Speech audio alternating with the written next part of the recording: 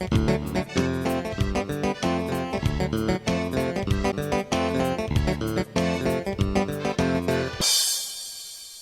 à tous et bienvenue. Vous écoutez African Time sur WPLT 930 depuis New York, sur Internet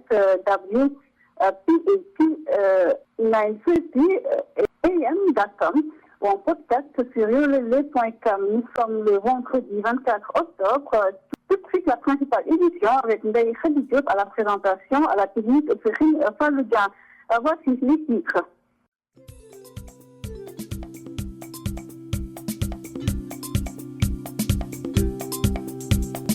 En Côte d'Ivoire, l'actualité est dominée par le report à une date ultérieure du procès de Simone Gbagbo et de 24 autres militants du Front populaire ivoirien. Ils sont poursuivis pour atteinte à la sûreté de l'État, un État en veille sanitaire avec un cas suspect d'Ebola. Plus de détails sur la maladie avec Dr Moustapha Diène. Procès de Karim Wade, le danse recompte lundi à Dakar où l'on prépare le sommet de la francophonie. D'ailleurs, le centre international de conférence de Diamniadio a été inauguré par le chef de l'État avec beaucoup de folklore polémique entre la CAF et Michel Platini de l'UEFA au sujet du report de la CAN demandé par le Maroc au moment où le Sénégal se prépare pour la 5e et dernière journée des éliminatoires. Alain Giresse publie la liste des joueurs le 31 octobre prochain. En lutte, le CNG reconduit pour 2 ans. Voilà pour les titres. Le développement, c'est dans quelques instants.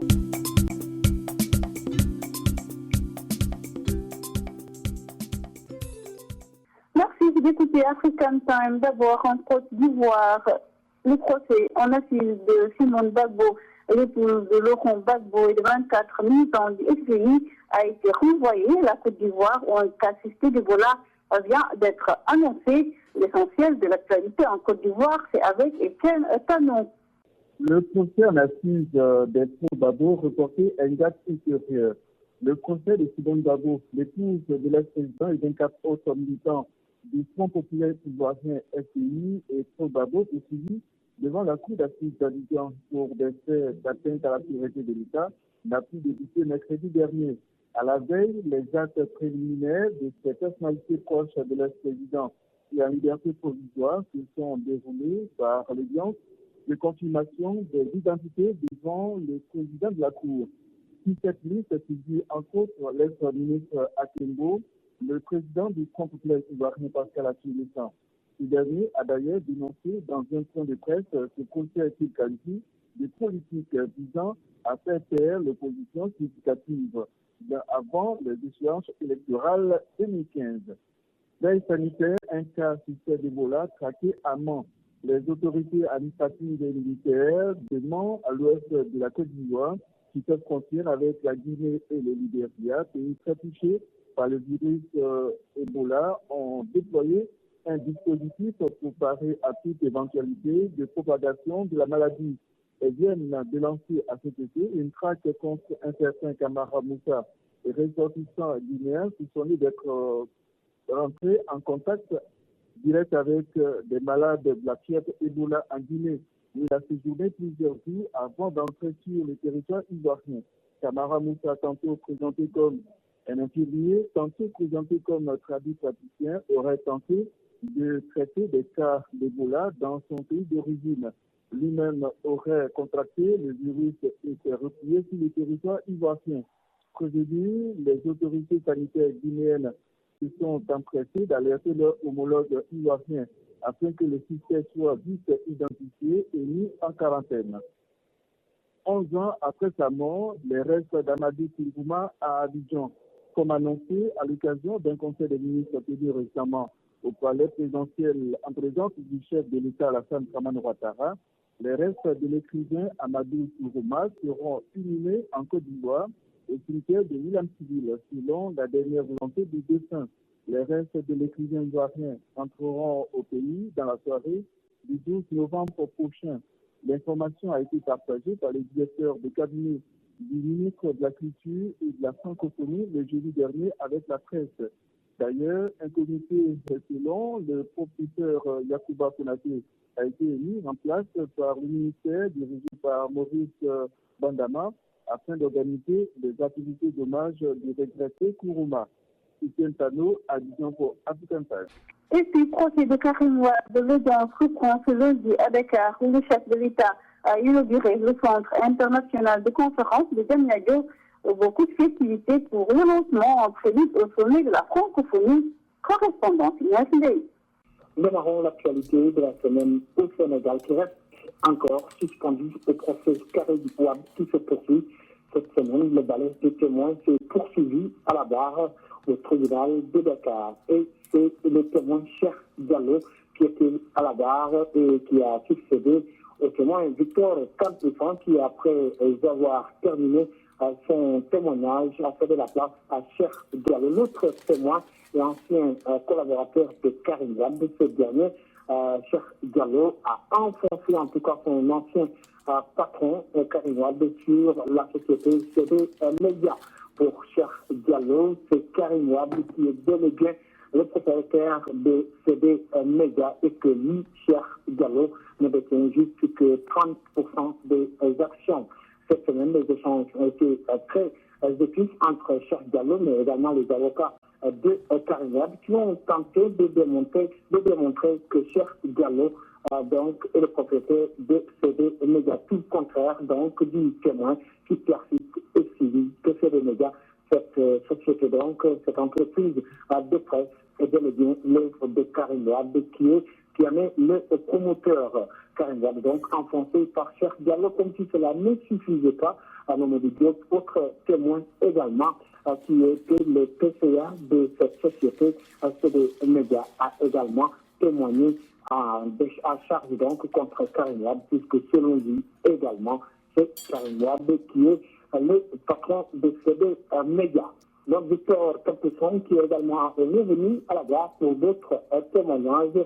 le témoignage de Victor Campusson qui contraste avec ceux de Cheikh Diallo. Pendant ce temps, un autre témoin à la personne de Moustapha Diop, ancien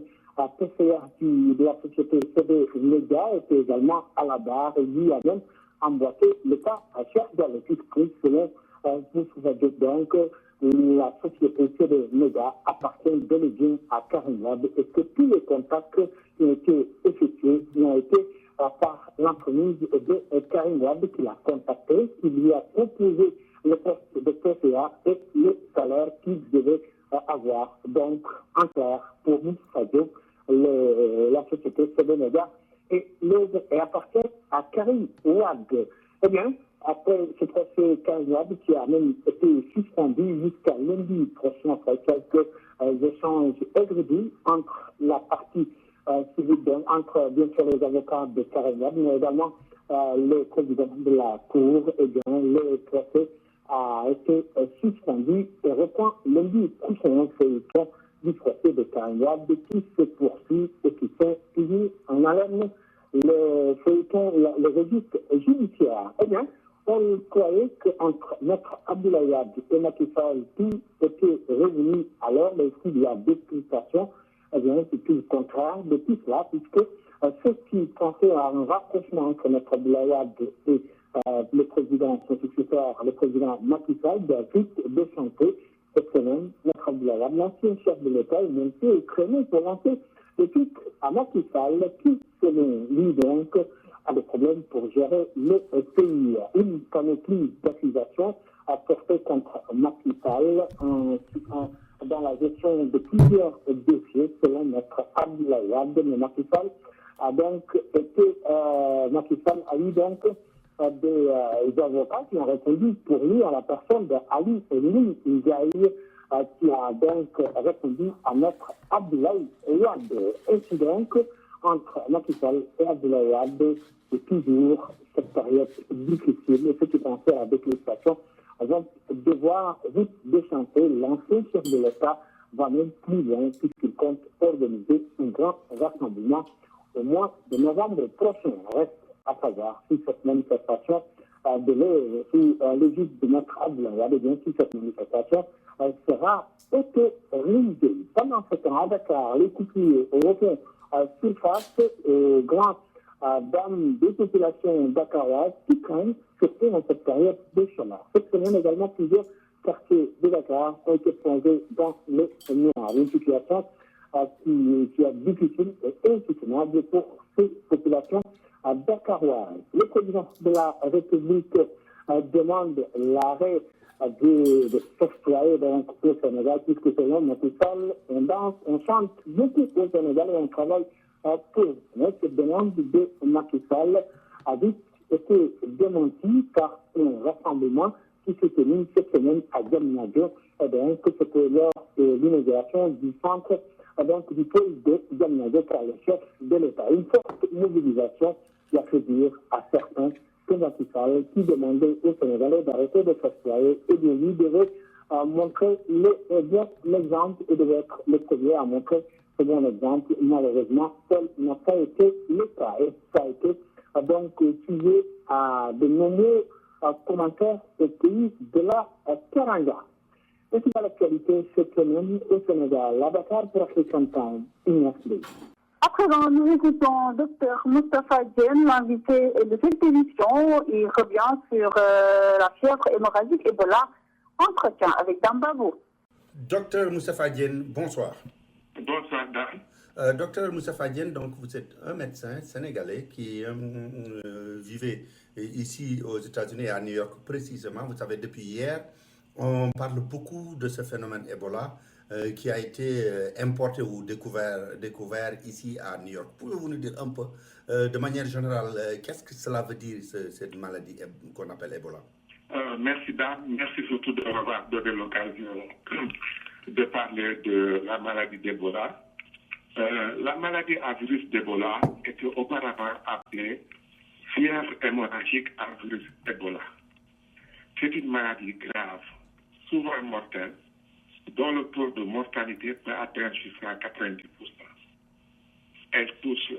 principalement l'homme et les primates, comme les singes, les gorilles ou chimpanzés. On ne sait pas l'origine exacte, mais on pense que les chauves-souris sont les hôtes probables de cette maladie, qui est apparue pour la première fois en 1976, si je me rappelle exactement, au Soudan et au Zaïre, près d'un village, près de la rivière Ebola, d'où son nom d'ailleurs. Voilà, donc, allez-y, docteur. Non, il faut poser si vous voulez. Voilà, donc on peut dire que tout le monde voudrait bien savoir comment cela se manifeste maintenant, d'autant plus qu'on a l'impression que c'est une peur généralisée pratiquement.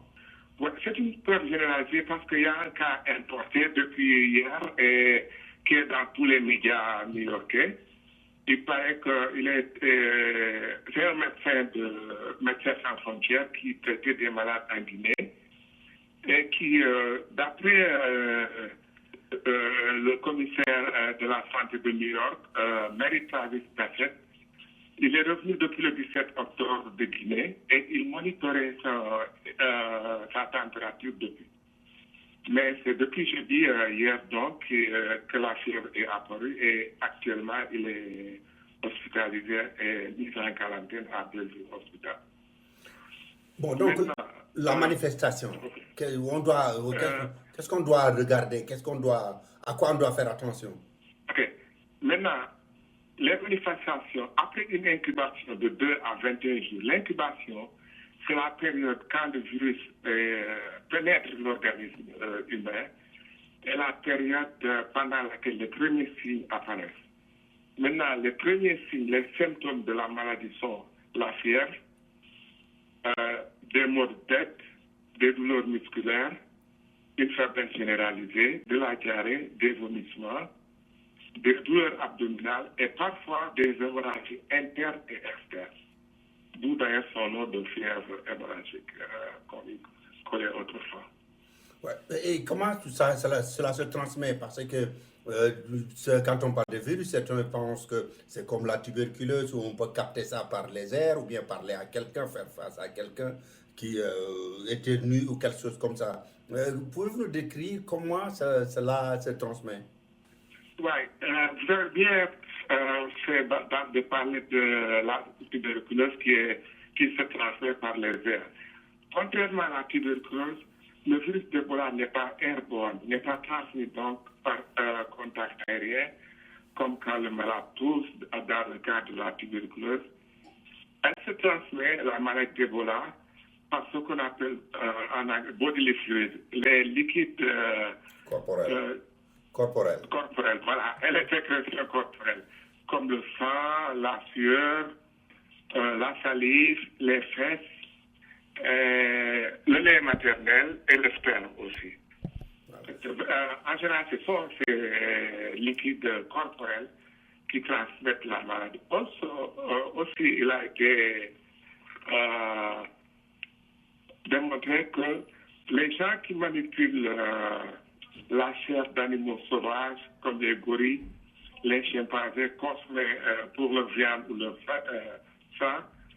ces gens-là aussi ont été atteints par ce mode-là, en manipulant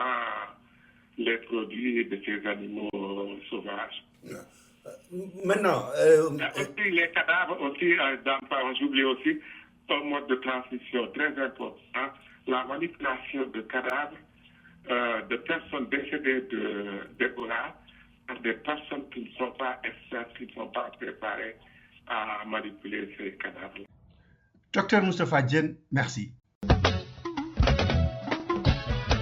Vous aimez les belles chaussures? Alors écoutez bien. Gora Sneakers au 40 Ouest, 31e rue, entre la 5e et Broadway est l'endroit idéal. Chez Gora Sneakers, il n'y a pas de contrefaçon, tout est original. Vous y trouverez Timberland, Nike, Reebok, Sebago, Adidas et j'en passe les meilleurs. Désormais, vous trouverez chez Gora Sneakers des casquettes et des jeans des plus grandes marques. Alors, ne faites plus attendre vos pieds, offrez-leur des chaussures de qualité. Gora Sneakers, c'est au 40 Ouest, 31e rue, entre la 5e et Broadway, en face du poste office. Téléphone 212 695 64 92. 212 695 64 92. American Language Center, le spécialiste de l'enseignement de la langue anglaise à New York, vous invite à visiter ses nouveaux locaux beaucoup plus spacieux et plus commodes pour votre apprentissage de la langue en Amérique. Il se situe au 229 Ouest, 36e rue, au 3e étage, entre la 7e et la 8e avenue, à 2 rues de Penn Station. Après 35 ans d'expérience et un corps d'enseignants hautement qualifiés, American Language Center propose des cours pour les débutants et pour tous ceux qui veulent approfondir leur connaissance de la langue. Les frais de scolarité d'American Language Center sont très compétitifs et son enseignement est le meilleur dans le pays. Pour les habitants de Queens, la branche locale est au Jackson Heights, 7501 Broadway. Pour tout renseignement, appelez 1-800-ENGLISH, 1-800-364-5474, 1-800-364-5474. Demandez après André.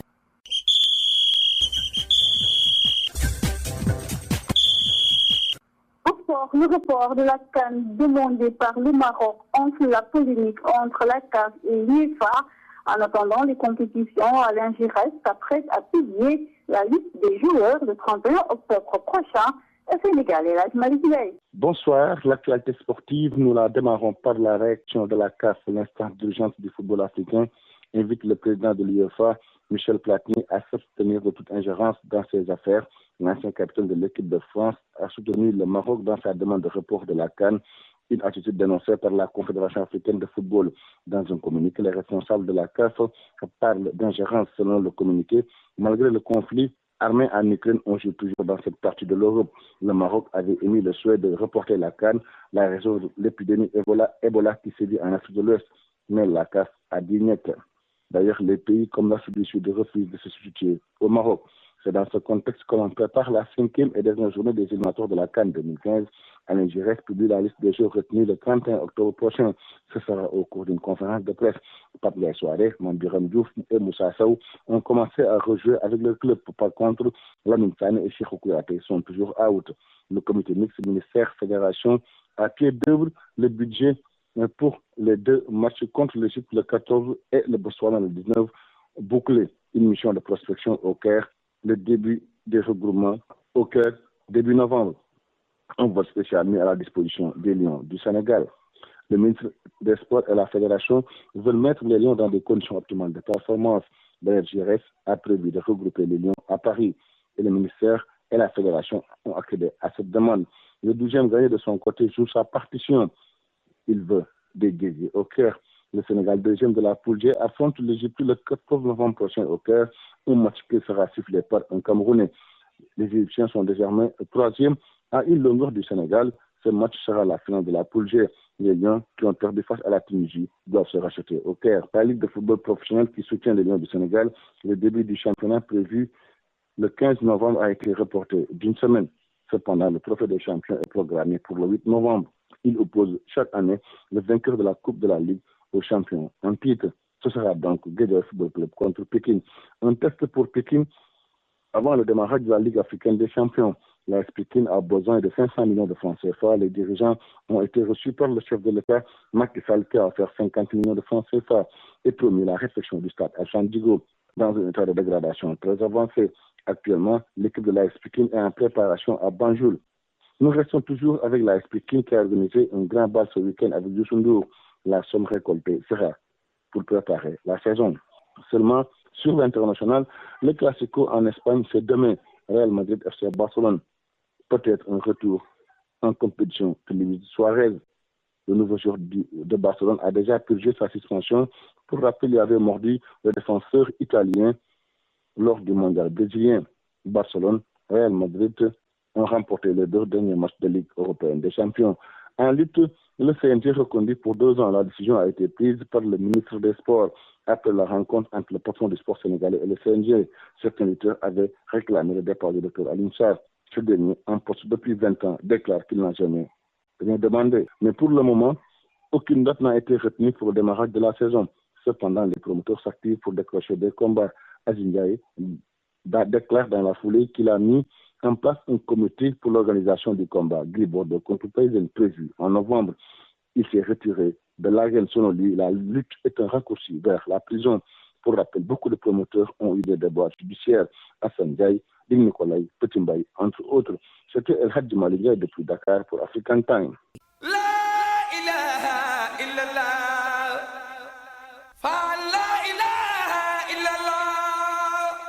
Ne vous fatiguez plus, envoyez vos conteneurs de meubles, de voitures et d'électroménagers au pays avec Baboul Mouridina International Express Shipping. Cette société envoie tout ce que vous voulez en Afrique de l'Ouest. Déposez donc vos bagages à Baboul Mouridina au 12-14 Broadway, suite 212 ou appelez le 646 861 28 14. Pour plus d'informations, appelez Modoufal au 646 296 24 53 ou Mustapha Diop au 646 696 59 87. Avec 20 ans de service pour vous, messieurs, dames, Baboul Mouridina International Express Shipping se déplace à votre domicile.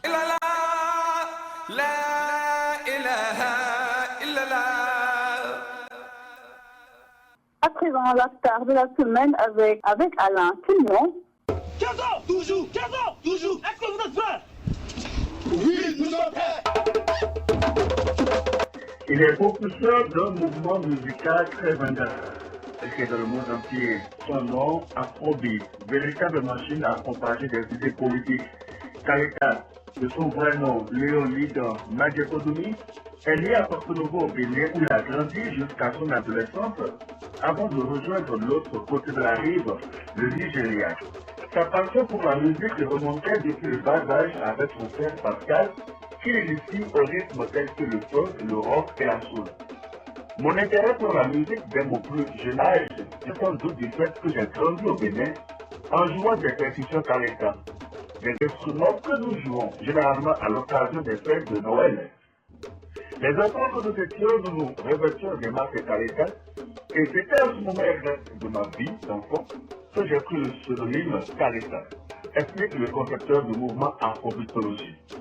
J'appelle ce mouvement afrobeatologie parce qu'il est une combinaison de rythmes funk et folky bénino-nigérian et du jazz américain.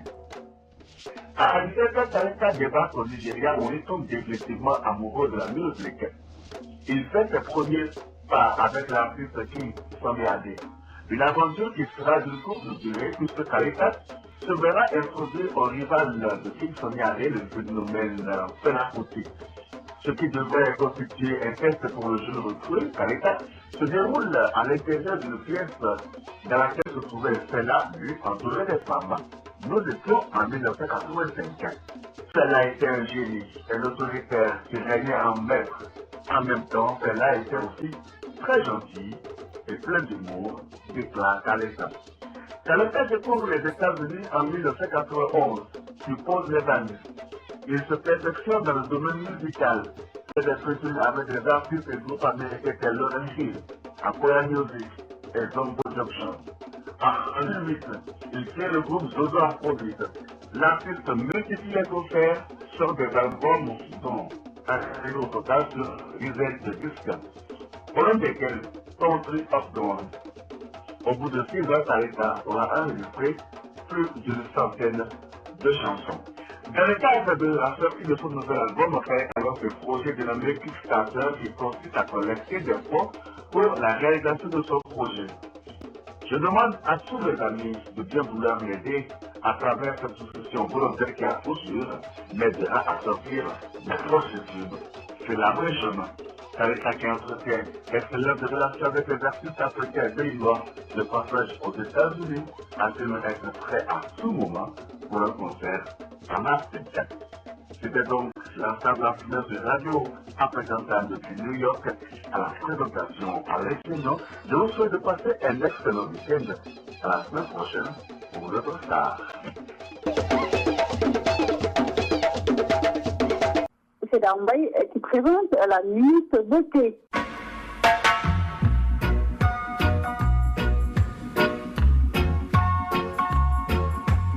Bonsoir et bienvenue pour la Minute Beauté. Alors aujourd'hui, je vais vous parler d'un point très important en beauté, c'est l'expression du sourcil. Une expression qui peut vraiment changer toute la forme au niveau du visage. Alors, comment on fait une très belle forme de sourcil? En premier temps, il faut comprendre que la forme de sourcil adéquate va dépendre du visage, va dépendre aussi de la forme des yeux, de la forme du front et de la forme du nez. Donc il ne faut surtout pas se tromper parce qu'il y a vraiment des repères très très précis. Promis pour vous, j'en parlerai sur un autre tuto pour les repères. Continuons sur la forme des sourcils. Donc bien sûr prendre en compte tous ces aspects en premier temps. En deuxième temps, pour tracer un sourcil, il faut choisir la bonne couleur. Mesdames, évitez le noir. Le noir va donner un aspect sévère du sourcil. Donc il faut utiliser un marron soit très clair, jusqu'au marron, voire le brun très foncé, pour les peaux noires. Donc choisir la bonne couleur. Et en troisième position, il faut brosser le sourcil à l'aide d'une brosse à sourcils en respectant le mouvement et la forme du sourcil pour que ça puisse donner un effet léger et naturel. Parce que réellement, en fait, un sourcil qui représente l'expression doit être très naturel et en même temps sophistiqué avec un tracé d'une jolie couleur qui est le marron. Je vous en dirai plus sur le prochain post pour les repères et je vous dis à bientôt. Au revoir, Dambay pour African Time.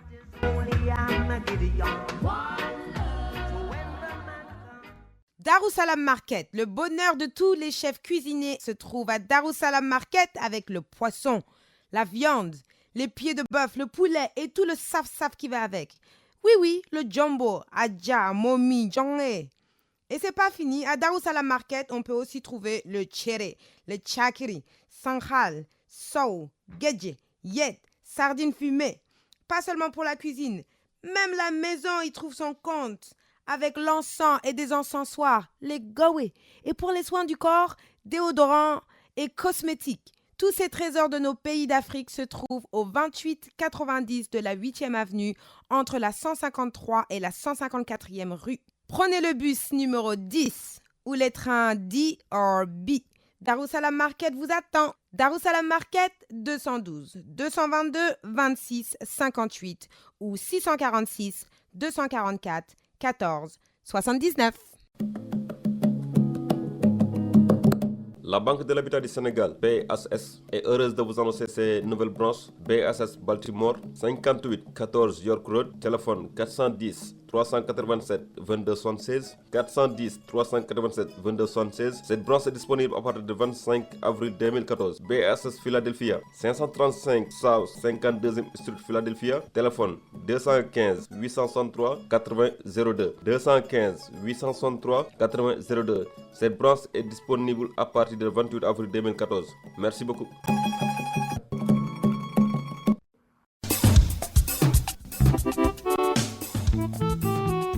C'est tout pour cette édition. Les Khadijot étaient à la présentation à la technique Sophie Fabica. Merci à tous.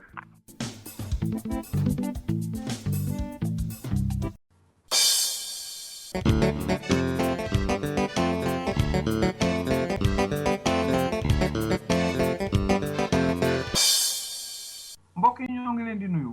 di leen sant di leen gërëm ci déglu African Time ci WPAT 9:30 AM ci New York ñoo ngi leen di indil xabaar yi ci ajjuma ju nekk te ngeen ñu mën ñoo déglu ci internet bi ci WPAT 9:30 AM.com wala buñ la rawee it nga mën ñoo déglu ci yolele.com tey nag di ajuma yemoo ak ñaar fukki fan ak ñeent ci weeru octobre ci atum 2014 seen mbokk Ousmane Lo moo leen di indil xibaar yi nekk ci micro bi waaye seen xarit Fallou Diang moo féetewoo ca machine ba.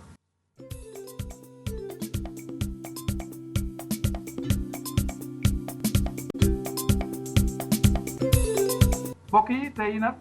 li fiy xibaar te ñu mën leen koo saabal mooy Papa Ndaw dina faram-fàcce mbirum Macky Sall ndax moom dafa mel ni dafa wax ni nun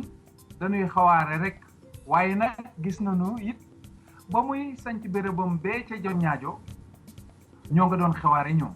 woppi Ebola jooju nag itam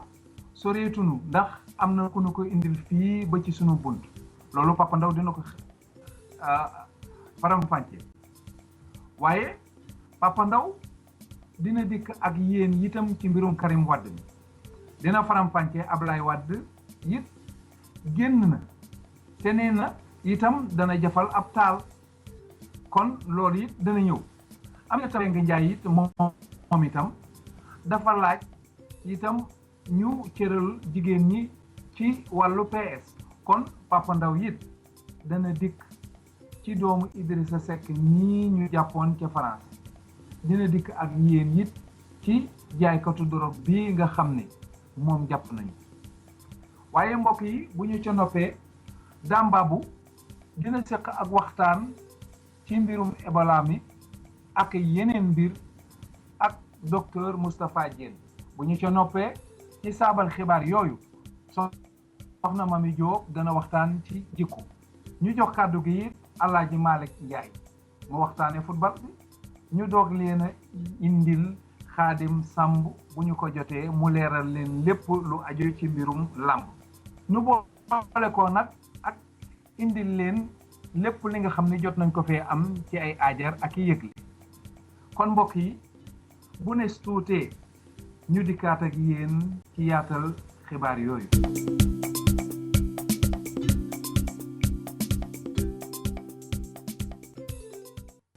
jërë ngeen jëf mbokki déglukat yi jërëjëf Papa Ndaw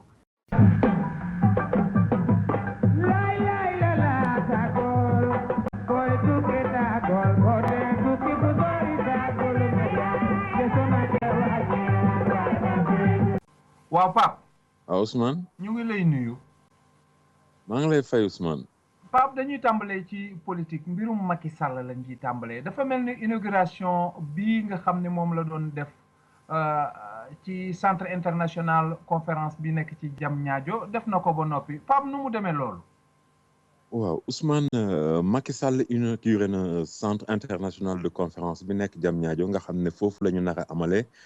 sommet francophonie bi mais bala ñuy ñëw ci inauguration bi Ousmane li nga xam ne bii moom lañ ci mën a njëkk a jàpp mooy centre international de conférence boobu indi na fi coow déjà te yëf yi. commencé gul sax booy xool ndax fi mu nekk nii coow laa ngi jàpp kaw jàpp suuf jëm ci mbirum xaalis ci affaire boobu ndax temps yi la ñu génn dañu waxoon ne lu toll ci 40 milliards ci suñu xaalis la ñu defaree woon centre international de conférence boobu ñaari weer la ñu ci teg waa forum civil wax ne xaalis bi ñu daal di koy yóbbu ci juróom fukki milliards ak benn xam nga kon diggante bi fukki milliards ak benn yokku ci fi ñu toll nii tembe tey ñu ngi waxu juróom fukki milliards ak juróom-ñaar ci suñu xaalis ci loo xam ne ni ñeent fukki milliards la ñu commencé woon nga gis ne rek Ousmane coowal xaalis bi commencé na ba tax waa forum civil bi nga xam ne bi ñoom ñoo sulli mbóot moomu ñu ngi wax naan CREI yi mi nga xam ne bi jamono ji ñu toll moom mooy atte Karim Wade wala lu demee ni ki OFNAC bi nga xam ne bi moom la Nafi Ngom Ndour jiite te xam nga Nafi Ngom Ndour am na temps moom moo nekkoon vérificateur général bu inspection générale d'État tey jii nag mu jiite OFNAC ñuy wax naan ñoom war nañu autosaisir maanaam daal yoon war na dugal bëtam ci mbiru koppar yooyu nga xam ne ni moom la ñuy wax naan moom lañ dugal ci centre international de conférence bi commencé ko càmbar nga gis nag ne affaire boobu commencé gul fi mu nekk nii mais coow li jàpp na ko jàpp suuf Ousmane mu mel ni rek ñun suñu réew mi dafa am loo xam ne nii daf ñoo ŋaamu jëm ci mbirum xaalis parce que fu ñu toll ñu ngi lijjanti xaalis wala ñu ngi lañ bët xaalis ñu ngi naan luubal nañ fii wala def nañ li jaaduwul en tout cas nañu topp ba xam rek ni wolof di waxee fu wan di mujjee ki bëtam. waaw ñu topp ko ba xam fu wan di mujjee ki bëtam lii itam nag mën nañ koo topp ndax dafa mel ni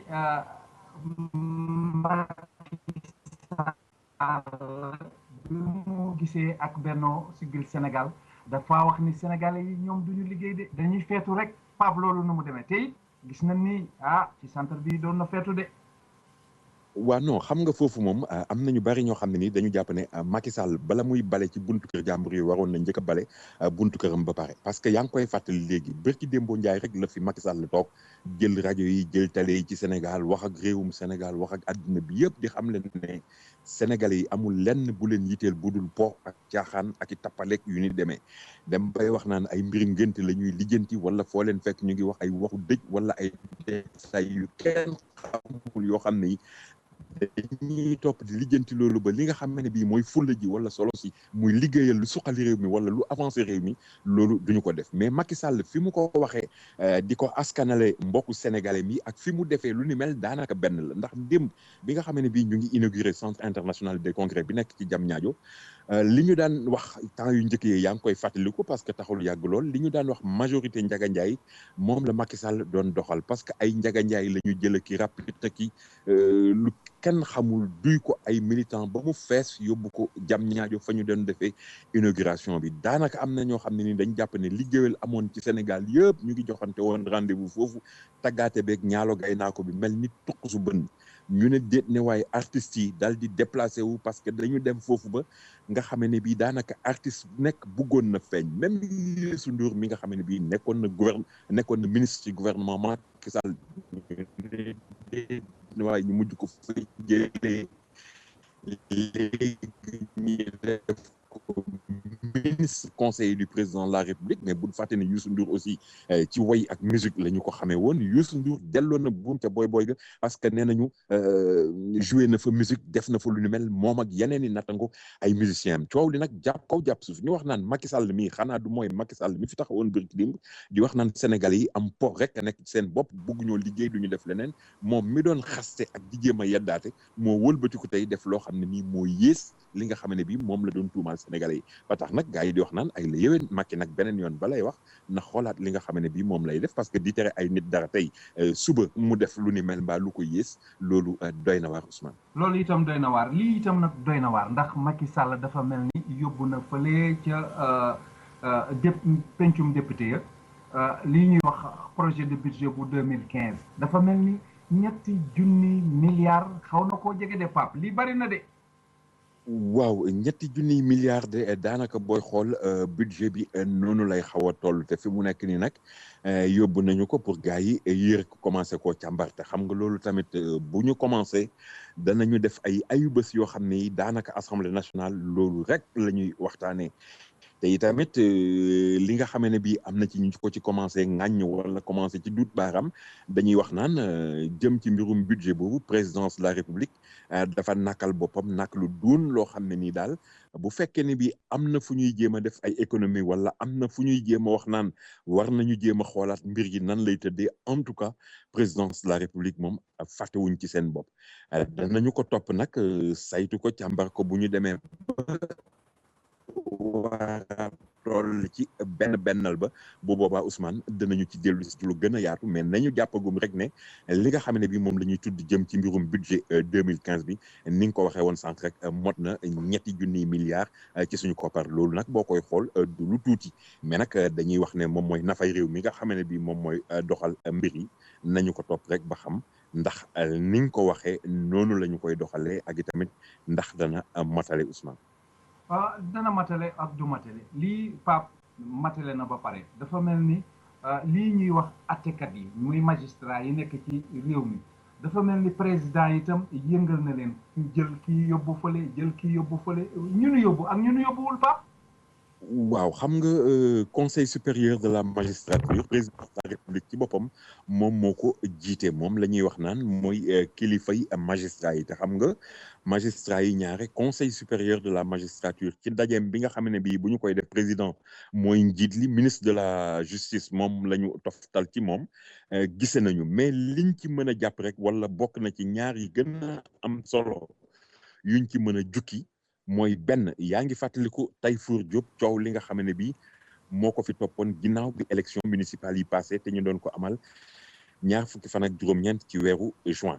xam nga dañu njëkkoon wax ne mairie Podor Aïssata Tall Sall moom moo ko gagné Mamadou Racine Sy mi nga xam ne bii moom la doon xëccool daal di defub kalaame dugal ko ci commission bi nga xam ne bii moom moo nekkoon Ndar ñoom nag ba ñu xoolaatee yëf yi dafa am benn bureau de vote boo xam ne dañu annulé woon vote yi ñu jotoon a def foofu tax nag Tayfour Diop mi jiite woon commission boobu daal di jox dëgg wala jox ndam li ki nga xam ne bii moom moo di Mamadou Racine Sy mais Aïssata Tall Sall ne woon du ko déggee noonu ba yóbbu woon mbir mi cour suprême ba mu attee daal di joxaat dëgg wala joxaat ndam li ki nga xam ne bii moo di Aïssata Tall Sall xam nga temps yooyu nag ñu ngi fi doon wax am Tayfour indi Tayfour di ko duut baaraam naan moom nekk na koo xam ne nii du tàggoo mukk wala du jóg ci yaayama yónni toujours dañu koy dégg ci ay détails yoo xam ne daf ci doon dugg wala ay loxoor yu ñu ko doon tuumaal am na même benn atte boo xam ne bi jëm ci benn auberge ñu ngi wax naan na mu ko doxalee woon du noonu ba tax avocat yi nga xam ne bii dañu bokkoon ca dossier ba doon défendre beneen partie bi daal di kalaame woon Tayfour Diop ba ñu doon wax naan ñu ngi koy dékki nopp ci wàllu inspection bi toppatoo mbirum magistrat yeeg yooyu alors li ñu mën a jàpp rek ci dajeb conseil supérieur magistrature boobu moo di kon Tayfour Diop jëlee nañu ko cour d'appel bu Ndar nekkatul premier président ba daanaka mën nañu wax ne rek dañu ko yóbbu frigo parce que tey jii dañu ko daal di nommé ci administration centrale ca ministère de la justice xam nga foofu nag ku ñu fa xas yóbbu moom dootoo gis dossier dootoo dégg atte dootoo wax lu ni demee leneen luñ ci mën a jàpp tamit mooy Grégoire Henri Diop mi nga xam ne bii jamono ji ñu toll moom moo jiite CREI di tribunal bi atte Karim Wade ak ñi nga xam ne bii ñoom lañ joxoñ baaraamu tuuma jëm ci alal joo xam ne dañ naan nañ ko amee lewul Grégoire Henri Diop moomu nekkoon président cour d'appel bu Kaolack moom dañu ko bàyyi ci postam boobu am na sax ñu doon jéem a wax naan dañu ko fa jëlee yóbbu ko Thiès mais ba ñu xoolaatee mbir yi ba ci biir gis nañu ne Grégoire Henri Diop jëlewuñu ko Kaolack fa la ñu ko bàyyi ba tey mu nekk président wu cour d'appel bi nga xam ne bi moom moo nekk foofu kon mën nañ jàpp rek bokk na ci li ëpp solo mooy ñaari magistrat yu mag yooyu nga xam ne ni seeni mbir jot nañu ko lijjanti ci conseil supérieur de la magistrature bi passé Ousmane. Pape Pël de dafa wax ni bu bay màttee gan xaj dina rus ñoom magistrat yi de bu fekkee ne am nañu mbir yu mel noonu ñun de xam nu fu ñu jëm waaye lu ci mën di xew day dafa mel ni premier ministre bi moom déclaration politique générale bii ñu doon wax ni dañu koy def ci le 2 novembre dafa mel ni toxal nañ ko départ. waaw toxal nañ ko Ousmane parce que booy xool discours de politique générale boobu nga xam ne ni ku ñu nommé premier ministre kay maam ba léegi di nga ñëw assemblée nationale taxaw fa wax li nga xam ne bi moom mooy say mébét ak ni nga xam ne bi noonu nga nar a doxalee loolu dafa nekk loo xam ne Mohamed Boun Abdallah Dionne mi ñu fal premier ministre mu wuute Mimi Touré jàppoon nañu ne ci ndorteel weeru novembre wi la ko naroon amal ñu ngi doon wax sax naan ci ñaari fan yi lay doon loolu nag la ñu ne toxal nañu ko yóbbu ko ba ci fukki fan ak juróom maanaam daal xëy na bu ñuy dem ba ci xaaju weeru novembre bi ca la ñu jàpp ne ci la moom premier ministre di dem assemblée nationale jàkkaarloo ak député yi def li nga xam ne bi moom moo di discours de politique générale am donte am na ñoo xam ne nii ñu ngi wax naan diggante bi fi Mimi Touré defee woon discours de politique générale ak jamono yi ñu fal Mohamed Boun Abdallah Dionne mu war a dem defi tamit li nga xam ne bi moom mooy discours politique général am boobu ñu ngi wax naan mbir yi daal war nañu ko seetaat parce que réew yu demee ni ki Sénégal daanaka premier ministre buy dem di def ay discours de politique générale tamit dafay nekk loo xam ne xëy na gëdd bi mu waroon a am wala solo bi mu waroon a am du ko am parce que dañu nekk ci réew moo xam ne nii régime présidentiel la président de la République mooy def mooy dindi moom moo naan jaar leen fii ñu jaar fa bu leen jaar fee duñ fa jaar daanaka kon tey jii am na ci askan wi ñoo xam ne nii dañu jàpp ne discours de politique générale boobu waroon nañ ko mën a sax ba nag jàll ci leneen rawatina bi nga xamee ne bii tey jii Mohamed Boun Abdallah Dionne am na ñoo xam ne ci askanu Sénégal dañuy wax naan tey jii bu ñu tase woon ak moom ci mbedd duñu ko xàmme parce que dafa effacé boo xam ne bii daanaka kenn du ko dégg xëy na nag dafay bañ wala ñenn ñi dañu naan xëy na dafay bañ bukki ba mattoon Mimi matt ko ndax xam nga Mimi demoon na fi ba ñu naan Mimi moom moo gën a fës Macky Sall moom la ñu gën a ràññee président de la République Mohamed Boun Abdallah Dionne nag moom bu ñëwee ne ki ko abali bët fa mu ko xoolloo lay xool ba moytuwul loolu mën na koo musal ci ëllëg ak si biir fastekat sikkim yi nga xam ne bii ñooy jékki-jékki naan premier ministre dafa bëgg a jël place su président wala dafa yóotu loo xam ne nii wala chaise bu président toog lay jéem a xool wala yu ni mel en tout cas daal kii di premier ministre Sénégal jamono ji ñu toll moom coow lu ni mel mën na cee mucc Ousmane. coow lu ñu mel mën na cee mucc waaye leneen coow a ngi nii dafa mel ni OFNAC Nafi Ngom Ndour ñi nga xam ni moo ko jiite moom lu xew ba mu jël enquêteur yu mag yii wërale ko boppam Pape. waaw xam nga OFNAC de moom Ousmane la taxoon ñu teg leen fi lu leer naññ la parce que daal dañu demoon ba gis ne réew mii di sunum réew muy Sénégal guerre daf fee metti boo xamee ne bii léeg-léeg daal nit amee fi alal ci naka su dul noonu wala ñu dugg fi ci ay luubal ak luxóor yoo xam ne yi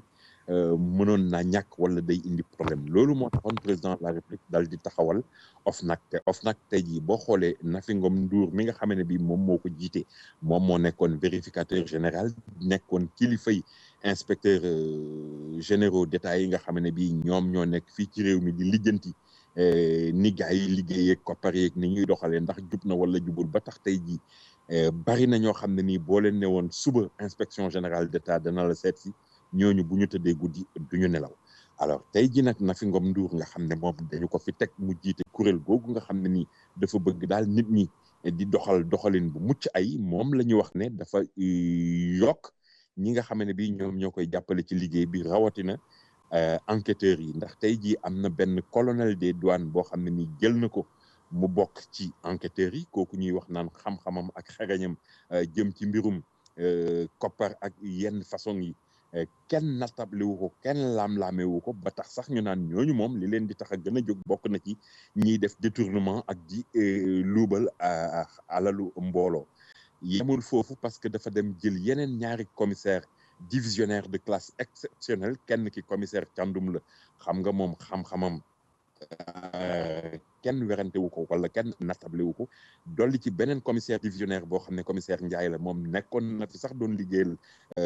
kuréelu mbootaayu xeet yi loolu moo tax ñu jàpp ne Nafi Ngom Ndour li ñu ko dénk foyewu ko caaxaanewu ko te nar na ko motal ba mu mot sëkk loolu nag i tamit ñi nga xam ne bi ñooy luubalkat yeeg yenn gaay yi bu ñu ko déggee bu fekkee ne bi bëgg nañu jàmm danañu jéem a sàmmonte ak doxalin bu sell ba ëllëg ak si biir caabi du leen féete biti wala coow du leen topp. waaw Pape. waaw Ousmane. may nu tuuti rek ñu yëgale ay aajar te dellu siwaat ci yow. dawal te ñëw Ousmane. fépp fu nu mën a tukki moo xam ci biir réew mi la moo xam bitim réew rawatina nag bu dee Afrique suñu gos la fa nu war a dem mooy Kara Tour and Travel billet bu ñuy jaay ak avion boo bëgg a demee demal Kara Tour and Travel mu jox la ko ci njëg yoo xam ne mënuloo ko amee fenn xew wu nu am wu nu ñor dëgg fa nu war a dem mooy Kara Tour and Travel bu nu yegg ci mu ñu jox suñu billet ci njëg yéenu gënal daal di ñuy wax avion ba nuy dugg ak kañ lay dem nu daal di dem ci lu gaaw a gaaw téléphone 212 683 2223. Kara Travel jàpp leen adresse am bu bees bi 120 West 116th Street room 3C ci diggante 7th ak Lenox Avenue. soxna Awa Gumbale moo dellu si di gërëm clients yi bu baax di leen xamal ne tey bu kër Kumba màggee ba ñu ubbi leen kër Kumba number 2 mu nekk ci Bronx ci 3835 White Plains Road yéen a tax li ngeen ci jàpp moo tax mi ngi nekk ci diggante 220th ak 221st ci White Plains Road téléphone 347-697-7649 ñu di leen xamal ne spécial yi am ci kër Kumba number 1 bi nekk ci Harlem moom ngeen di fekk foofa itam ci Bronx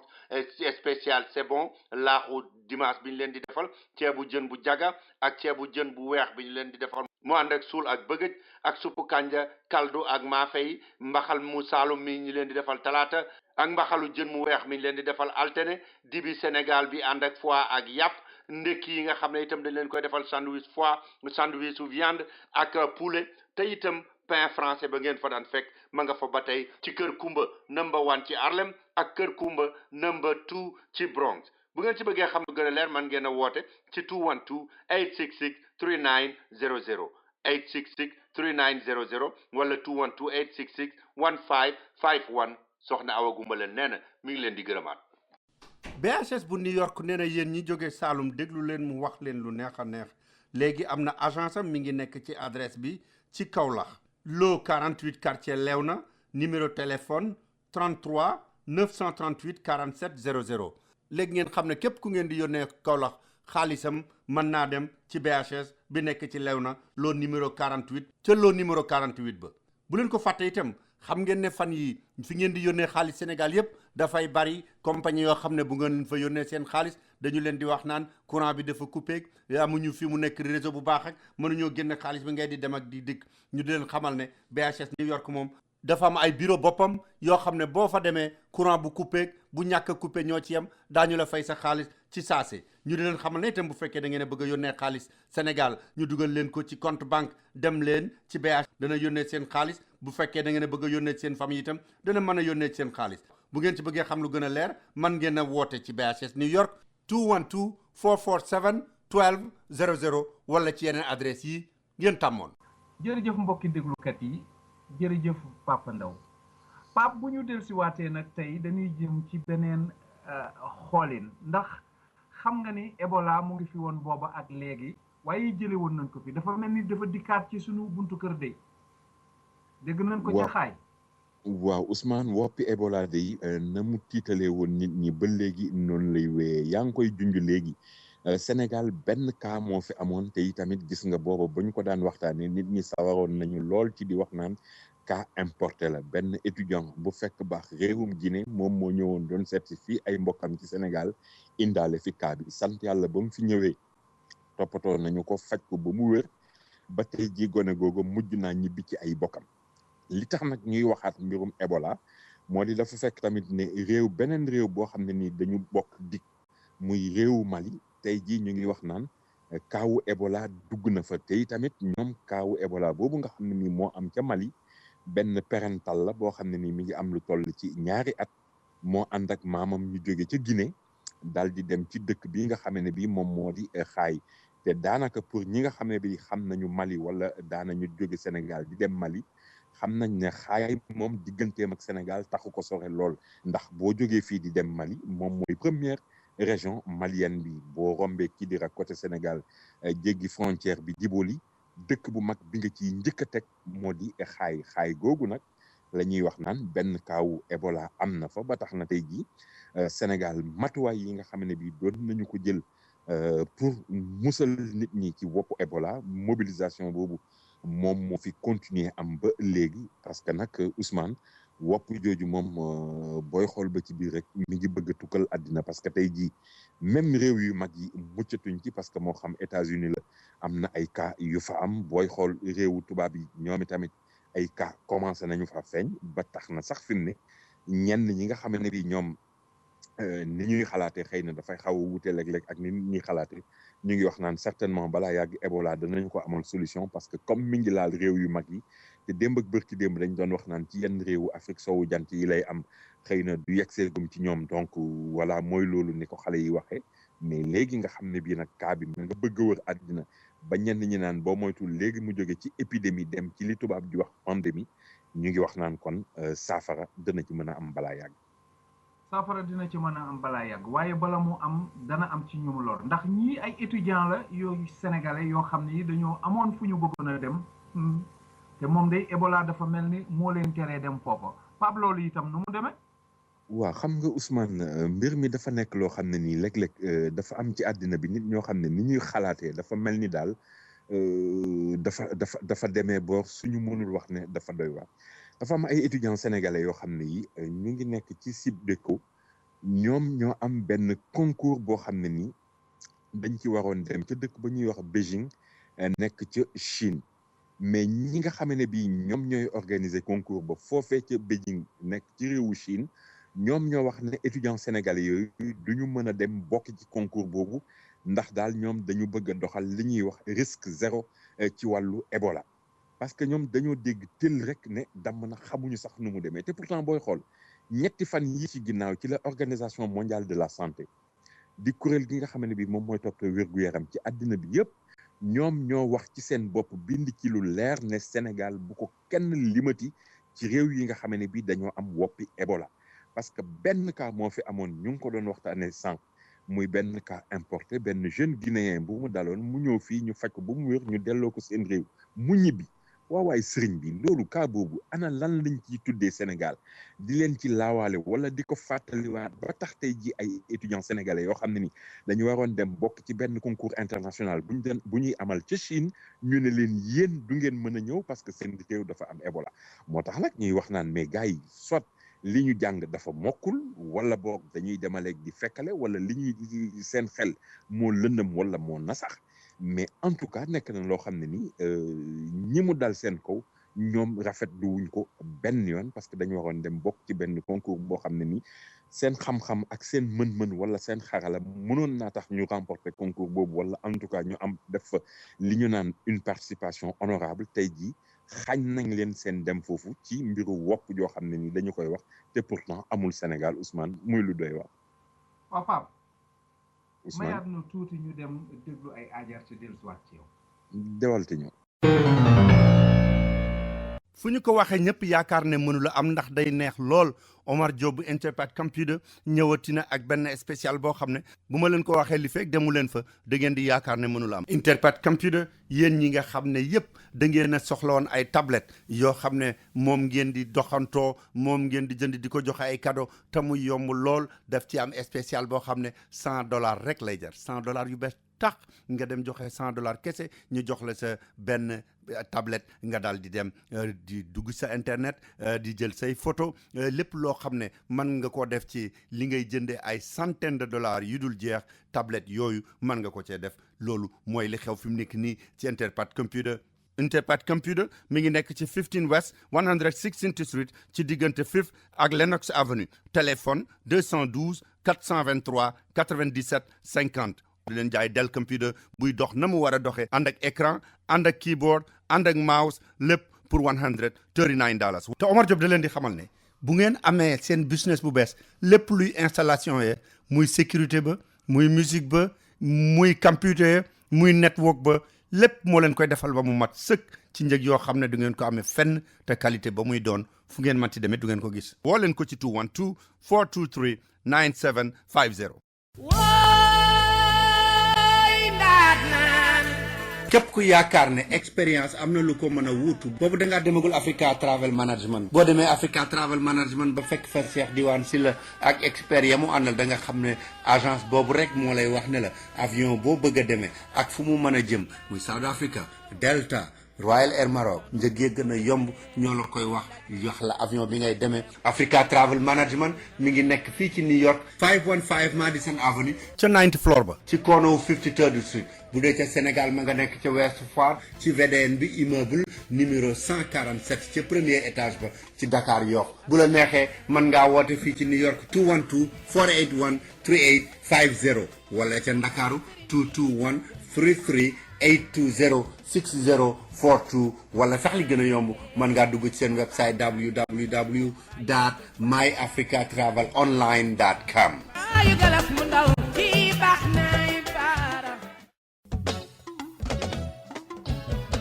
American Language Center mi nga xam ne moo leen di jàngal anglais moo leen di xamal ne ku nekk ci réew boo bëggee sa dëkk neex fa da nga war a wax làkk wa ñu fay wax moo tax mu ne leen bu ngeen bëggee jàng anglais ñëw leen seet si ko mi ngi ci lokoom yu bees yi 229 West 36th Street ci third floor bi ci diggante 7th ak 8th Avenue jege lool Penn Station fanweeri at ak juróom a ngi nii ñuy jàng anglais te jàngalekat yi gën a aay ci dëkk bi ñoom la ñu fa dajalee bu fekkee ne da ngay door a tàmbali wala nga bëgg a bënnal sam njàng itam foofa nga war a dem te la ngay fay tuuti na lool moo gën a yombale ci dëkk bi yéen ñi dëkk Queens itam dem leen ci Jackson Heights ci 75-01 Broadway bu ngeen demee fekk fa American Language Center bu ngeen ci bëggee xam lu gën a leer woote leen ci 1-800 English 1-800 364 5474 1-800 364 5474 bu ngeen wootee laajte André. jërëjëf mbokki déglukat yi jërëjëf Papa Ndaw Pap dellu siwaat nanu tey dañuy duggaat itam nag ci mbir mi nga xam ne yàgg na fi muy mbirum Bassirou Faye Bassirou Faye dafa mel ni buñ ciy jëmee kooku ñuy wax Tomba Wali la ñuy njëkkee dafa mel ni moom day cour d'assises la war a jëm ndax li jiñ nañ ko rey googu de. waaw xam nga mbiru Tomba Wali Ousmane tey jii li nga xam ne bii moom la ñu mën a jàpp ci Sénégal moo di étudiant Bassirou Faye boobu nga xam ne ni dañu ko faatoon Université Cheikh Anta Diop bu Dakar fukki fan ak ñeent ci weeru août boobu ba léegi ñu nekk ci def enquête ak yu ni mel procureur Serigne Bassirou Gueye bu Dakar moom moo fi dajale keroog taskatu xabaar yi ne teg nañu loxo benn waay boo xam ne nii takk der la maanaam alkaati la nanguwul woon sax joxe turam ci ginnaaw gi la journaliste yi génne turu waaja ginnaaw bi nga xam ne bi tamit ay mbokkam jóg nañu ñoom tamit sol seen dàll wala gàddu seen làmmiñ en tout cas di wax naan seen mbokk dañu ko bëgg tuumaal mais li ñu koy jiiñ defu ko mais loo ci mën a dégg mooy fi ñu toll ni tembe justice bu Sénégal ginnaaw boo xamee ne bi tegoon nañu loxo kooku di Tomba Wali placé ko garde à vue ba jeex ñu jël ko jébbal ko procureur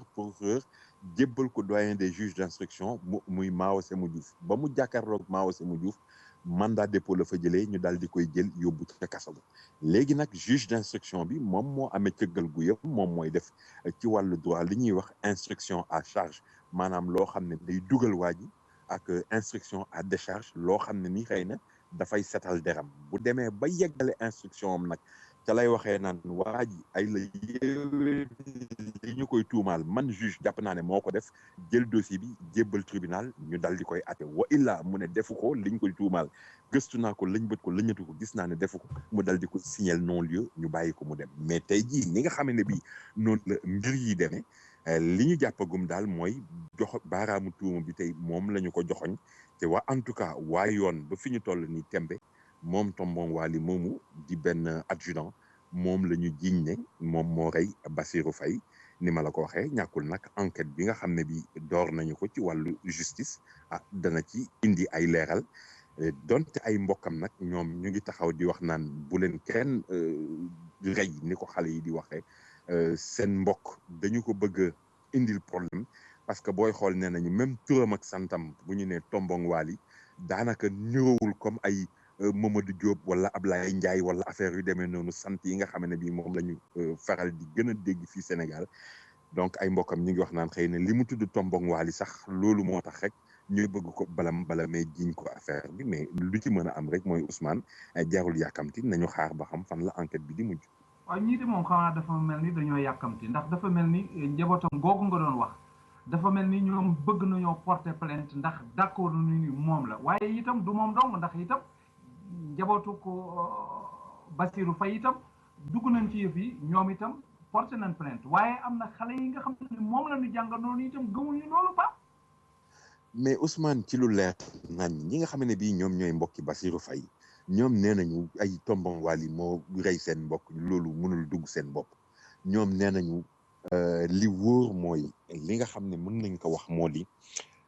ki ñu nga xam ne moom moo faat seen mbokk muy Bassirou Faye kooku ba léegi mi ngi ci jaww ji di joxe ay soxla mbaa muy dem ak ñëw en tout cas jàppaguñu ko ñoom loolu mooy li nga xam ne bi moom la ñu gëm parce que ñu ngi wax naan même étudiant bi ñu naan Seth Diagne te ñu naan moom ak Bassirou Faye ñoom ñoo bokkoon nekk Seth Diagne moomu dafa waxoon ne bu gisee ki faat Bassirou Faye moom xàmmee na ko dina leen mën ne kii la te jamono yi nga xam ne bii daf ko doon wax mi ngi wax naan kooku dafa nekkoon alkaati bu am taxawaay et puis ensuite nekk alkaati bu xees moom la doon wax naan moom la gisoon mu yore rajo yooyu police di yor te ñu di ko wax tool wol kii di am benn gradé wala benn kilifa boo xam ne ni daf ci doon wax ak moom laataa muy soqi jëmale ci Bassirou Faye bal bi ko faat ba tax ñuy wax naan sax ñàkkul ne moom kooku dañu ko digal wala dañu ko jox ordre moom moo tax mu rey Bassirou Faye loolu moo tax tey ay mbokkam di wax naan mbokki Bassirou Faye di wax naan mbiru Tombong Wali bii nga xam ne bii ñoom loolu la ñu teg comme version officielle ne moom moo rey Bassirou Faye nee nañu bu leen kenn sonal ak wax jooju ñoom gëmuñu ko tey gëmuñu ko ëllëg naka noonu étudiants yi nga xam ne bii ñoo nekk université Cheikh Anta Diop bu Dakar ñoom aussi loolu lañ jàpp dañu wax ne rek dañ leen bëgg sëlëm tuur leen lëndëm mais ki ñu leen tegal ne moom moo rey Bassirou Faye ñoom nanguwuñu ne kooku mooy ki nga xam ne bii moo def loolu te tamit loolu étudiants yi ñu ngi ko xamle tey ginnaaw benn daje bu ñu doon def ak taskatu xabaar yi daje boo xam ne ni li ci doon xaw a ñuul rek mooy étudiants yi nanguwuñu leen woon may ndigal ñu def seen point de presse foofu nga xam ne ni mooy biir université Cheikh Anta Diop bu Dakar ba fi ñuy wax couloir de la mort pour ñu xam université Cheikh Anta Diop bu Dakar ci couloir de la mort boobu la ñu mujj defee seen conférence de presse boobu ñu ngi wax nag naan en tout cas lu ci gars yi bañuñu ko ci rek comme ni ñu koy waxee mais nee nañ ñoom affaire bi dinañu ko topp parce que dañu jàpp ne rek dañu leen a bëgg a tuur lëndëm mais Tombong Wali mi ñuy wax naan moom moo rey Bassirou Faye ak ki rey Bassirou Faye wuute na lool Ousmane comme bëccëg ak guddi. jërëjëf Pape dañuy dem fii nag ci coow li mooy Karim Wade ak attiyam gannaaw bi nga xamee ni Patricia Lek Diop jeexal na ba mu ñu laf ko Cheikh Diallo moom ñëwoon na fi Pape loolu nu mu demee. waaw Cheikh Diallo xam nga moom la ñuy wax naan mooy journaliste bi jiite woon CD Média tey tamit nekkoon koo xam ne ni da doon xelal Karim Wade ci wàllu tasum xabaar xam nga moom Cheikh Diallo jàppoon nañu ko fi sax ba mu jotoon a dem kaso bu Rebeuss mais ci ginnaaw gi la ñu ko setal defal ko li nga xam ne ni moom la ñuy wax non-lieu di wane ne rek la ñu ko doon tuumaal wala la ñu doon yaakaar naan doxal na ko ci mbir mi loolu moom deram set na ci ba tax na bi yoon dañu ko woo mu ñëw en tant que témoin ñu doon ko laaj muy tontu ak di indi ay leeral liñ ci mën a gën a jàpp rek mooy waxi démbam ak bërki démbam moom la firndewaatal tey parce que moom dafa wax ne Karim Wade moom kër googu di CD Média moom dafa doon liggéeyal Karim Wade donc alors bi nga xamee ne bii Cheikh Diallo nag ñëw na ci tribunal bi moom ak Karim Wade tase nañu ci baar bi te nee nañu ba ñu fa tase yi tamit nuyoo nañu saafonte nañu dem nañu sax ba mel ni ñuy xaw a déeyoo loo xam ne ni nag la ñu doon wax xëy na ñoom ñaar rek ñoo ko jot a dégg mais am nañu tamit leneen loo xam ne dégg nañ Karim wax ko nee na daal moom bëgg naa jox ki nga xam ne bii moo di Cheikh Diallo benn cadeau mais loolu nag nekkul bés bi ñu jàkkaarloo woon ci tribunal ba la ko doon joxe wa illaa xëy na Cheikh Diallo dana ko seeti ca kaso ba mu jox ko cadeau wala bés bu génnee ca la koy jox cadeau ba cadeau boobu nga xam ne bii moom la doon wax nag am na ñu bari ñoo xam ne nii ub na seen bopp parce que ñu ngi naan loolu ana lan la war a doon keneen koo xam ne tamit dëkk nañu ko nopp jëm ci mbirum procès bi mooy Mamadou Diop maître Mamadou Diop mi nga xam ne bii nekkoon na fi njiitu rajo Youssou Ndour bi ci ay jamono mujjoon fa jóge delluwaat di liggéey fële phosphate bu Matam ci la wax naan ci la ko Karim Wade woolu woon pour mu liggéeyal ko alors liggéey boobu moom nee na waxtaanoon nag Karim ba ñu mujj d'accord ci salaire bi ñu ngi ko doon fay 1 million par weer mais moom it li nga xam ne bii moom la wax daal bokk na ci li mu xamle mooy Karim Wade la doon liggéeyal parce que am na temps yoo xam ne sax Victor Kantousan di gendarme boobu nga xam ne nii moom la ñuy wax naan garde corps Karim la woon am na ci ay weer yoo xam ne moom Mamadou Diop nee na Victor Kantousan moo doon ñëw di ko indil li nga xam ne bi moom moo di payooram te itamit nee na avant ba mbir yi commencé ci la mujj sax daal di démissionné moom parce que daal xëy na dana doon bañ yëf yi laawaale ko wala coow li ñu boole ko ci yu ni mel mais en tout cas daal gudd gàtt li mu wax moom tamit sorewul trop ak li Cheikh Diallo wax parce que li mu gëm la li mu xamle rek moo di moom Karim Wade la doon liggéeyal te Karim Wade moo ko recruté woon. jërëjëf ci loolu Karim Wade moo ko recruté woon waaye kii moom mbaayu Karim Wade la muy maître Wade Maître Wade dafa mel ni ci bureau politique bii nga xam ni moom la amaloon ak ay ñi nga xam ni ñooy waa PDS dafa wax ni novembre bi moom dana taal yëf yi de Pape. ah loolu de la Abdoulaye Wade wax nee na daal weeru novembre bi nga xam ne bii moom la ñu dëgmal dana ci tere nelaw Macky Sall ak i ñoñam maanaam ni ñu koy waxee ci tubaab dañu leen di dig un mois de novembre de feu weer la woo xam ne nii lépp loo xam ne nii ak daay la rek côté bu muy mënti jógee danañu fi taal daay nee nañu daal dañu bëgg a doxalee noo xam ne nii Sénégal day nekk réew moo xam ne nii kenn du ko mën a gouverner. loolu nag li nga xam ne bii moom la ci ñu bari jàppe moo di Abdoulaye Wade tey jii li nga xam ne nii moom moo ko yitteel du lenn bu dul génne doomam ci kaso bi nga xam ne bii ci la nekk te booy xool même waxtaan wi nga xam ne bii moom lañ doon def ci bureau politique bi waxtaan wa daanaka ci pëccëxoo la mujj jeexee te loola li ko indi du lenn bu dul bi nga xam ne bii rek dem nañu ba tudd mbiru Karim Wade di ko junj di seet nan la ñu war a def ak yu ni mel ca la coow li jàpp kaw jàpp suuf ba. réunion ba mujj fa jaaree li gars yi naan lépp doxee fa tàbbi géej wala réunion ba foofu la mujj yàqoo en tout cas mais li ñu mën a jàpp daal moo di waa parti démocratique sénégalais ñoom li ñu dig Macky Sall moo di weeru novembre bi dana metti trop te nag Ousmane bul fàtte ne junjoon nañu ko ci ndorte la weeru novembre bi ci la ñuy amal sommet francophonie bi fii ci suñu réew ci Ndakaaru ñu ngi ko jàpp ñaar fukki fan ak juróom-ñeent ak fanweeri fan ci weeru novembre. ah loolu de yàlla na nekk jàmm ci ñun waaye Wade dafa mel ni yemul foofu dafa mel ni dafa tuumaal Macky Sall ci dimbale bu mu dimbale rakam ji di Alioune Sall loolu nu mu demee ci mbirum pétrole mi. waaw parce que xam nga foofu tamit Abdoulaye Wade dafay wax naan Macky yemul ci tuumaal ko sax dafay wax naan sax même Macky li nga xam ne bi moom la doon wax naan sénégalais yi duñu liggéey dugg na fii génn na fii moom Macky waroon na xoolaat boppam bu baax laata muy wax loolu parce que démb ak bërki démb fii la nekkoon di fecc wàngoog ndaa dalli dégg nga ma daal di fay jóge nag yokk ci tamit ne Macky Sall dafa doon jàppale rakkam ji nga xam ne bi moom moo di Aliou Sall ba ñu jotoon ko jox sax koppar yu takku jëm ci mbirum taxawal ay société toppatoo mbiru li nga xam ne bi moom moo di pétrole bi ñuy wax naan feeñ na fii ba loolu tey jii sax Aly Ngouille Ndiaye mi nga xam ne bii mooy jëwriñ ji toppatoo mbirum énergie moom jot na yëkkati kaddu di wax naan Abdoulaye Wade nag ndekete dafa commencé naax parce que dafay ñëw di jaxase wala di wax yoo xam ne yi nit kuy naax wala nit ku àndatul ak xelam dong moo mën a wax yooyu parce que bokk na ci li muy fàttali naan tey jii mbir yi ñuy wax fii nii am na ci yu bari yoo xam ne nii ayuk Abdoulaye Wade la commencé woon parce que moom Abdoulaye Wade moo signé woon sax décret yaak yu ni mel Macky Sall dafa ñëw rek li nga xam ne bii moom la ñuy wax naan administration continuité lay doon président bi nga xam ne bii moo fi tey nekk tey dogal bu mu jël wala engagement bu mu jël ëllëg si biir bu ko beneen président de la République remplacé tamit président boobu bu ñëwee engagement yi nga xam ne ni kim fi wuutu jëloon na ko moom dafay jël engagement yooyu continuer ko mais du nekk rek comme ni ñuy doxalee kër wala sa mbiri bopp nga xam ne da ngay ñëw naan non ki fi nekkoon moo def lii man loolu sama yoon nekku ci jël dal di sànni ca mbalit ma man lii laay doxalee réew doxewul noonu mais fi mu nekk ni tey Macky Sall Abdoulaye Wade mi ngi leen di tuumaal mais ñoom ñu ngi wëlbatiku tamit di wax naan Abdoulaye Wade waxi gone lay wax wala waxi kuy naax lay commencé naax ba am na kuréel yoo xam ne yi sax ñu ngi wax naan ñoom danañu ànd ak ki nga xam ne bii moo di Aliou Sall lépp loo xam ne nii laaj na ko ci wàllu yoon wala nu ñu war a mën a doxalee pour kalaame ko yóbbu ko fa mbaxana doonee benn danañu ko def tey jii di fàttali naan Abdoulaye Wade bu mu fàtte ne citoyen la comme yeneen citoyens yi nekk ci réew mi donc bu fekkee ne bi daf fi def loo xam ne ni dëppoowul ak yoon bu ko laajee danañu ko séq ak moom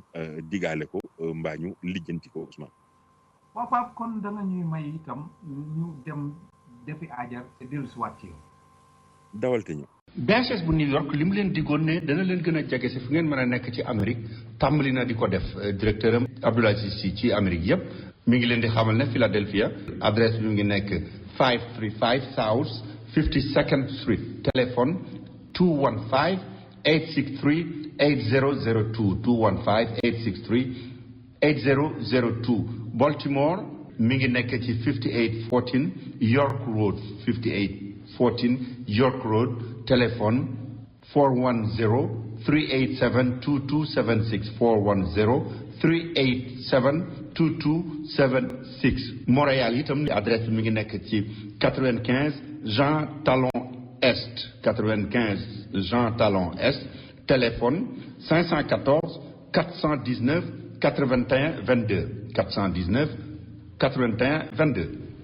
ñu bari ci ñun bitim réew bu ñu liggéeyee ba mu metti lool lanu ca fortaat dañ koo bëgg a dugal ci lu leer ko boo fortaatoo bëgg koo dugal ci lu leer ngir yow ak sa njaboot ëllëg da ngay dem seeti Canal Imo SA ndax kër gu baax nga jënd ko mu baax lool dara mënu koo gën a wóote Canal Imo SA daf leen di jox les résidences Chalala Marinas mu nekk ci Hann Marinas zone résidentielle la juróomi minute a dox digganteem ak géej gi fukki minute ak juróom a dox digganteem ak biir Dakar te nag tali yañ fay dem yu baax a baax la commerce yu bari ñoo fa am ay supérette marché ay pharmacie boutique tennis ak piscine ak yu demee noonu mbiri sport ak école ak itam ay jullikaay les résidences Chalala Marinas cité la bu ñu fermé kap am seeni gardien réseau électrique ba dañu ko suul évacuation ndox yaak douche ya na mu ware lañu ko defee Canal Imo SA daf leen di jox villa Sanna nga xam ne 150 mètres carrés lay doon ñu tabax ca ñaari étage wala villa Aïcha ñu tabax ca ñaari étage moom it muy 300 mètres carrés te njëg yi mu leen koy jaayee amul kenn ku leen mën a jox ci Ndakaaru yu yombe noonu kër ya du lu ñuy waaj jëmale déwén ak déwén jéeg tàmbali nañu koo tabax mën ngeen a dugg ci seen website canalimosa.sn xool fi tabax bi tollu wala ngeen demal fa seen bopp wala ngeen yónnee fa mi ngi nekk ci Sacré-Cœur 2 86 19 H téléphone 33 864 44 88 wala cellphone 77 637 94 94 wala ngeen contacter Dame Babou man mi di wax ak yéen mi leen toogal ci Amérique 646 932 83 81.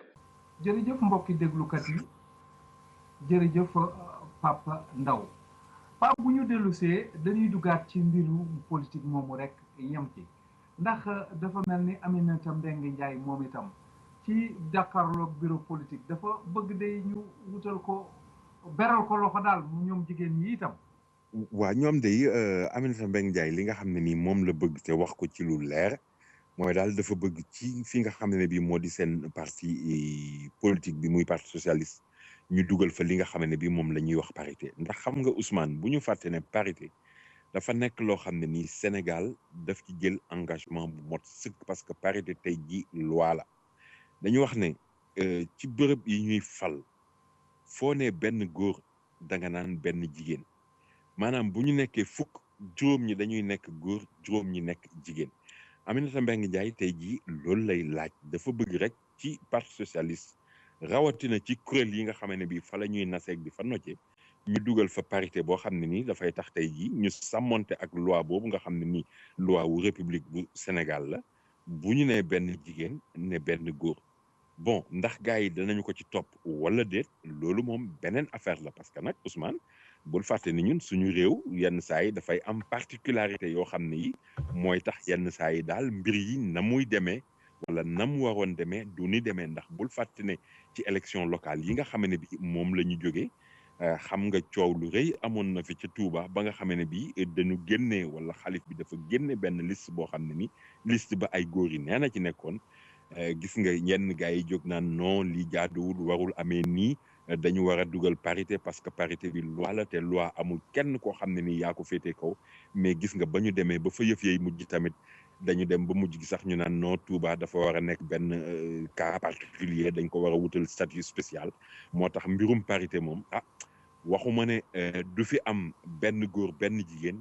mais daal xam naa ne am na ñoo xam ne ni pare guñu pour doxal affaire boobu carrément donte nag loi la te dañuy wax naan loi moom amul kenn koo xam ne ni yaa ko war a féetee ko. jërëjëf Pape ci loolu kii moom dafa mel ni dafa jalgati loi ndax Pape doomi Idrissa Seck dafa mel ni fële ca France de dana ko fàttee lu xew. waaw moom de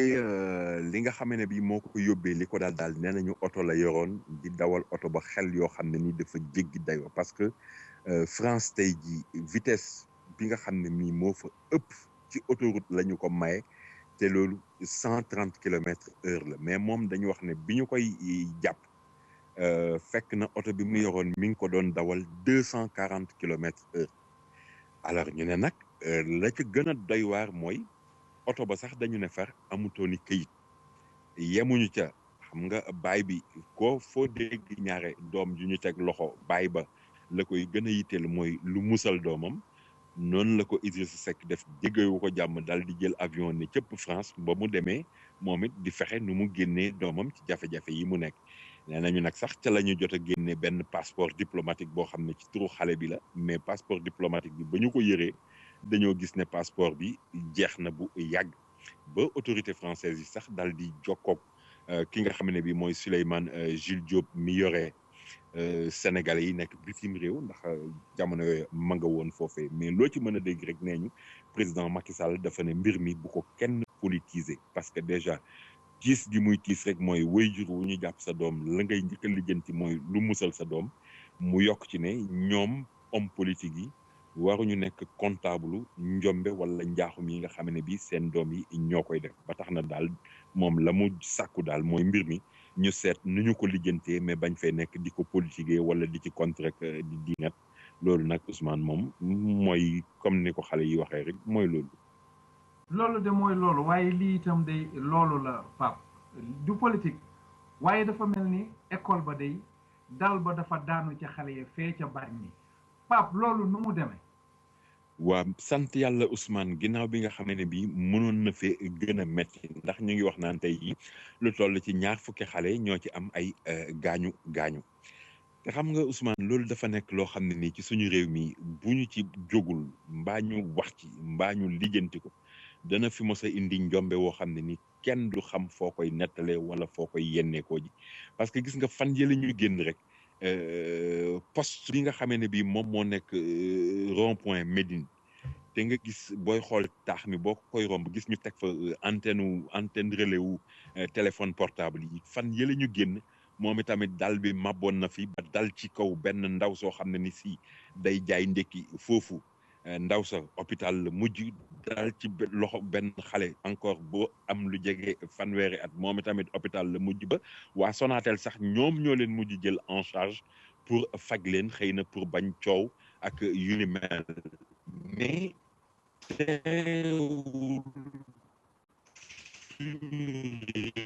mi mënoo fee toog ay bés bu mot sëkk boo dul dégg balcon bu mab wala dal bu daanu wala taax bu daanu rey na ñii blessé na ñii coow li jàpp kaw jàpp suuf ñu naan ñii toppatoo permis de construire yi ñi koy joxe war nañu leen a xool ñee buñ jógee naan ouvrier yi tabax war nañu leen a xool est-ce que am nañ qualification bi war pour tabax wala déet coow li daal a ngi nii Ousmane li ma la wax la rek fi mu ne mbir mi bala ñu koo bàyyi daf ñu fay jural njombe joo xam ne ni duñu xam fan la ñu koy nettali mais sant yàlla ba nga xamee ne bii nag a Bargny moom gone ya dal seen kaw kenn ñàkk ci bakkanam ay gaañu la ñu fa jëlee ñu santee ko yàlla te nag war cee xar suñu tànk tubéy Ousmane bala mu ñoo jural musiba woo xam ne duñu xam fu ñu koy nettale. Pape jërëjëf musiba du passé Sénélec ba léegi mu ngi coupé rek sonal na nit ñi lu xew Pape lu tax loolu jeexul. Ousmane coupé boobu naroon nañoo yóbbee loraange tey jii parce que gis nga maag yow ba ñuy njëkk a commencé jokkoo pour jublu ci mbirum émission bi ca la courant bi ne woon fes ni ko xale yi waxee dem yoonam toog nañ fi daanaka lu jege waxtu courant bi door a dellu si et pourtant saay boo jógee Sénélec ñu naan la non ay départ la bu kii fii délestage jeex na délestage amatu fii kifin dugal fii génnal fii mais terewul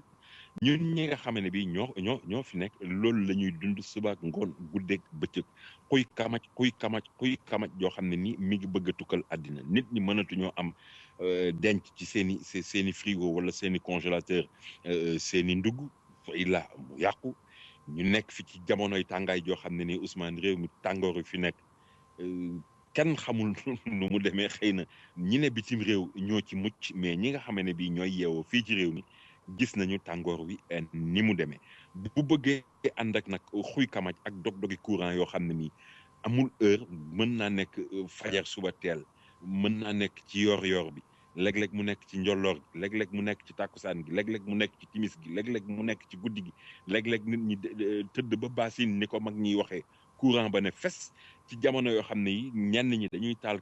climatiseur wala ñenn ñi dañuy taal ventilateur pour mën a am péex mu ñu nelawee Sénélec nag ne leen du ngeen fi niitee du ngeen fi leerale du ngeen fi am lu taal seen ventilateur dëgg yàlla Ousmane Sénégal ñu ngi fatt askanu Sénégal saay boo waxee nag ñu indi ay lay wala indi seen waxu commercial yooyu nga xam ne nii ñu ngi jéggalu suñu clients yi njéggal moo xam ne nii tey boo jéggaloo suba nga def lu yées wax dëgg yàlla njéggal moom mën nañu cee dimbale daal. jërëjëf kii daal moo war a jéggalu sax Pape ndax lii moom kawteef la benn employé Sonatel de moo nekk fële ca Mbàkke dafa mel ni moom de xaritu procureur la mu ngay def njombe foofu de. moom moo wax loolu de moom moo ne moom xaritu procureur la parce que nangoowuñ ci procureur mu ne waa ji sama xarit la tey xam nga Ousmane suñu réew mi li tax mu doy waar dafa am ñoo xam ne nii fit la ñuy demee wala bëgg am alal te duñu nangoo tànk moom dafa nekk koo xam ne nii ci diwaanu Mbàkke gee nga xam ne nii moom la nekkoon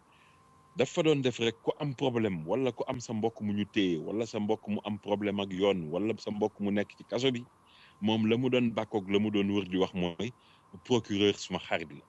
et te comme sénégalais yi tamit daf ci am ñoo xam ne ni dañu bëgg lu yomb di ñu koy waxee ñoo daan def ku ci am mbokk mu ñu jàpp wala yu ni mel nga dem seeti ko boo demee seeti ko moom tamit mu laaj la ay koppar yi ni ñu koy waxee nii rek njëgu guro wala lu tooyal buntu mbuus wala loo xam ne nii xëy na danaan daf koy joxe procureur wala lu ni demee loo ci mën a dégg daal mooy dana la laaj koppar yoo xam ne yi moom nga koy jox pour mu régler sa kaawu mbokk bon xëy na nag mi ngi ci doon am chance mais ci fan yu mujj yi la am benn waay boo xam ne nii dañu jàpp mbokkam mu dem fa mu ko doon jooytoo ñu ne ko demal seeti diw bi mu demee seeti diw ne ko man boo ma joxee 1,000 junni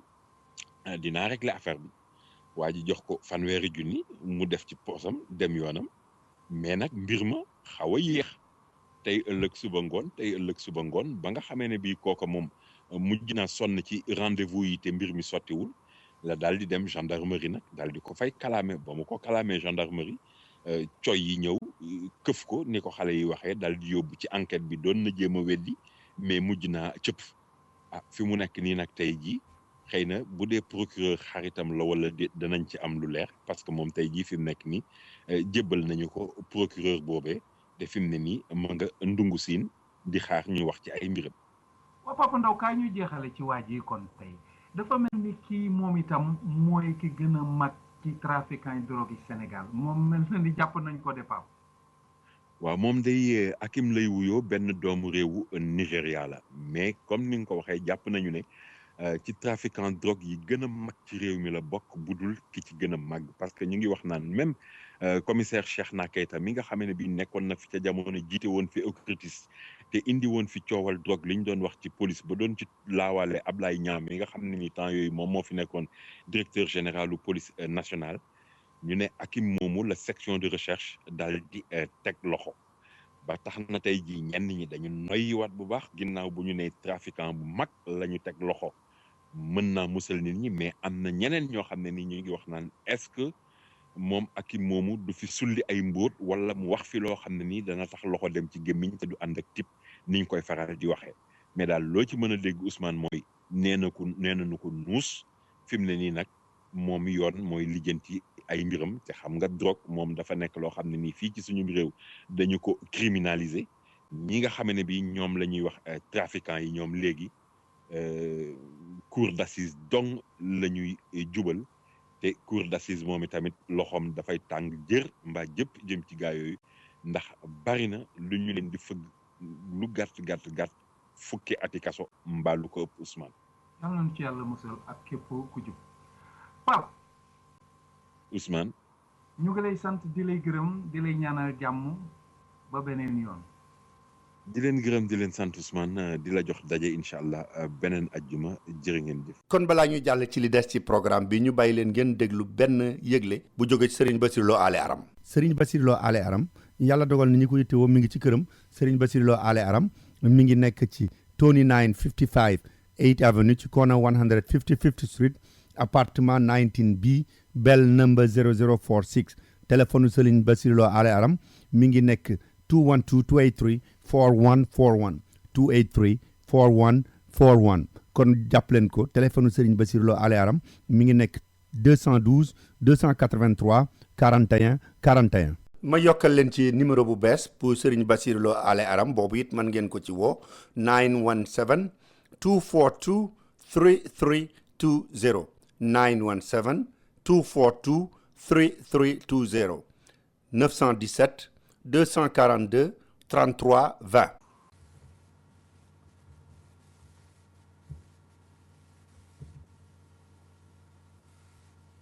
jërëjëf mbokki African Time jërëjëf Papa Ndaw mbokk yi léegi nag Dame Babou la ñuy jox kàddu gi mu leeral ci digganteem ak docteur Moustapha Diène. waaw Ousmane balaa ñuy ñëw ak li nga xam ne mooy interview bi ñu def ak docteur Moustapha Diène dama bëggoon rek tënkal leen tuuti li nga xam ne mooy xew-xew yi ci New York démb ba léegi parce que dafa am benn docteur boo xam ne ci Médecins sans frontières la bokk Médecins sans frontières nag dañ leen xamee ci fu nit ñu ñàkk pexe wala ñoo xam ne seen loxo jotul seen gannaaw fu ñu amee ay soxlay ci wàllu santé lu mu gën a bari dañ fay dem ñoom ña fay nekk volontaire ñoo jël risque yi kooku ci la bokkoor mi ngi tudd Greg Spencer muy doomu Amérique Greg Spencer nag dafa demoon foofu nga xam ne mooy réewum Guinée ngir di leen jàppale ci lu jëm ci loolu nga xam ne mooy mbiru Ebola bi ba mu demee nag ba mu fa toogee ba la mu fa waroon toog jeex ci la ñibb si bi mu ñëwee boobaak léegi juróom-ñaari fan la am waaye bi mu demee ba juróom-ñetti fan la am waaye bi mu demee ba am juróom-benni fan ci la yëg ne am na mel na ne feebar bi dal na ko ndaxte bi mu ñëwee li nga xam ne moom la Médecins sans frontières di digal ñi nga xam ne ñëpp ñoo fay liggéey wala itam organisation mondiale de la santé li ñu nga xam ne moom la ñuy digal ku ragal ne war na laa mën a dal wala jege woon nga ko mu dal wala laal nga ko li ñu lay wax mooy ñaar fukki fan ak benn ngay jàpp yedda joo xam ne nag bis boo xëyee da ngay jël sa température ñaari yoon boo jàppee yedda ji ba mu nekk ñaar fukki fan ak benn ñu door a xam ne nag feebar bi dalul ndax feebar bi mën naa dugg ci yaramu nit lu ko tàmbalee ci ñaari fan da ngeen ko dégg léegi ci interview bi ñu def ak ki nga xam ne mooy docteur Moustapha Diène ci ñaari fan ba ci ñaar fukki fan ak benn bu ñaar fukki fan ak benn yi jotee nag ñu xam ne amuloo ko ndax bu fekkee ne am nga ko ci diggante boobu da nga ci feebar moom bi mu ñëwee muy def bis bu xëyee dana jël température am ñaari yoon di jàpp yedda ji di moytu itam yi nga xam ne lépp lu wóorul lay doon bi mu defee loolu nag ci la ñuy door a xam ne am na feebar bi mu ko yëgee rek yaramam commencé tàng bopp bi tàmbalee metti ak li nga xam ne yëpp mooy mandarga yi ci la daal di demee ci hôpital bi nga xam ne moo nekk ci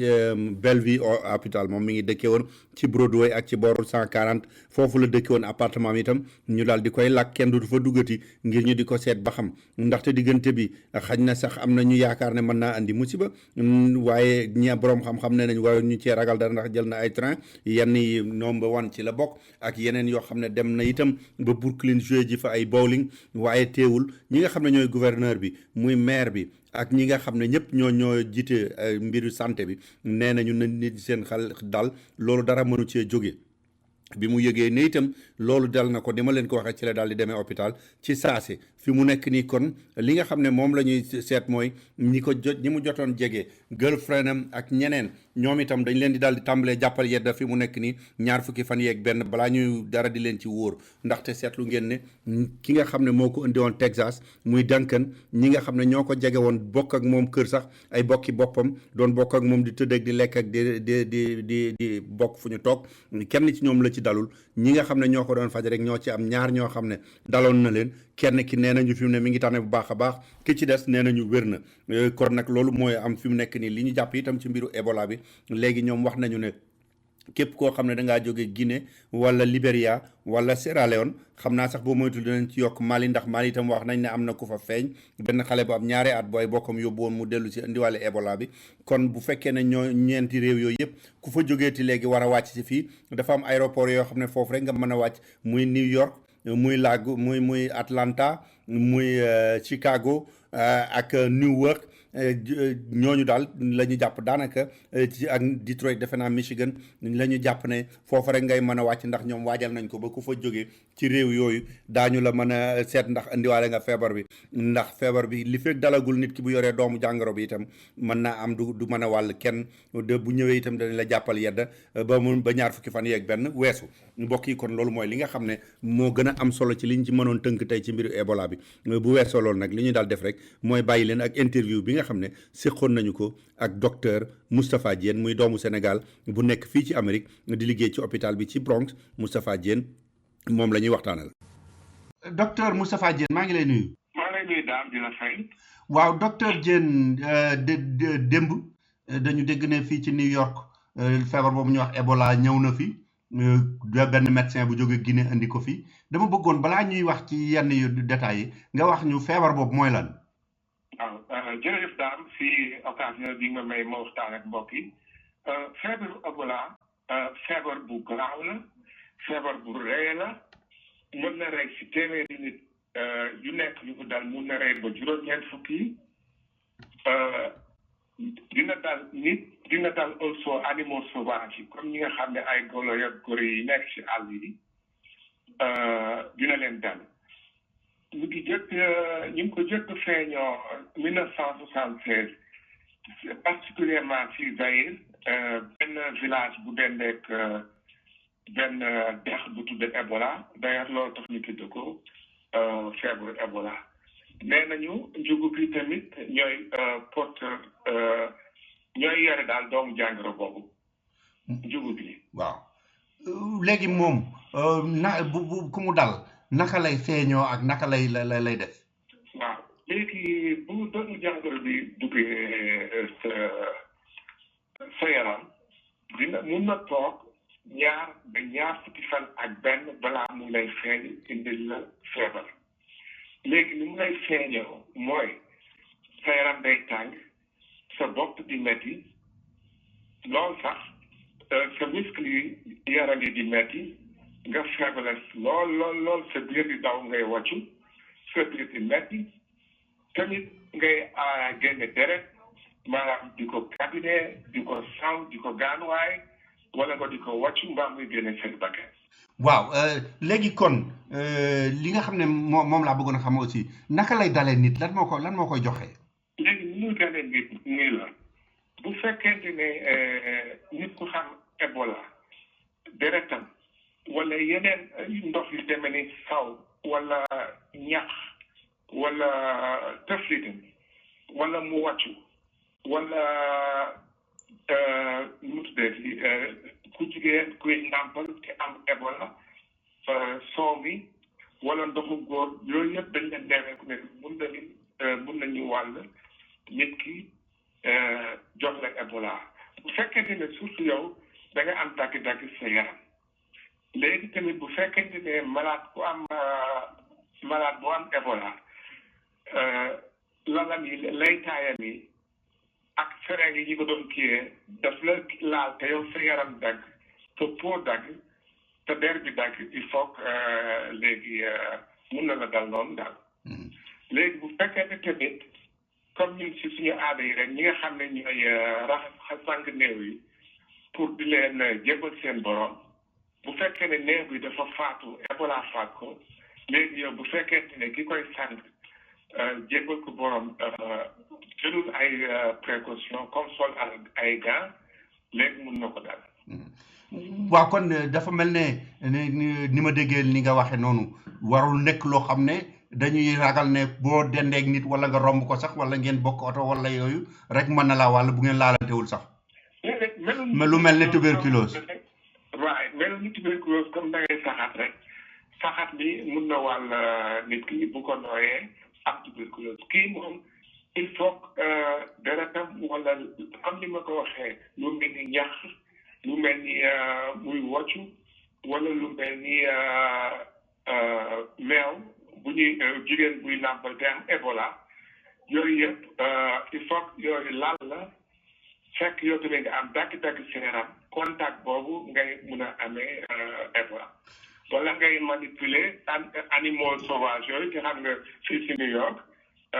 defe naa sori nañu animaux yooyu pour di leen laal wala ay njuut. waaw kon bu fekkee ne ni déglu naa bu baax ni nga waxee yow xam naa feebar bi li mu bari li muy rey ci ñi mu dal moo tax nit ñi di tiit waaye dafa mel ne fit yi warul rëcce noonu ñëpp di pat-pat yi. fit jarul rëcc ñëpp di pat-pat yi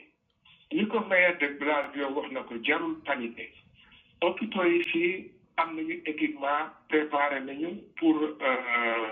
recevoir cas yi nga xamante ne comme cas bi jóge Guinée dañ koy importer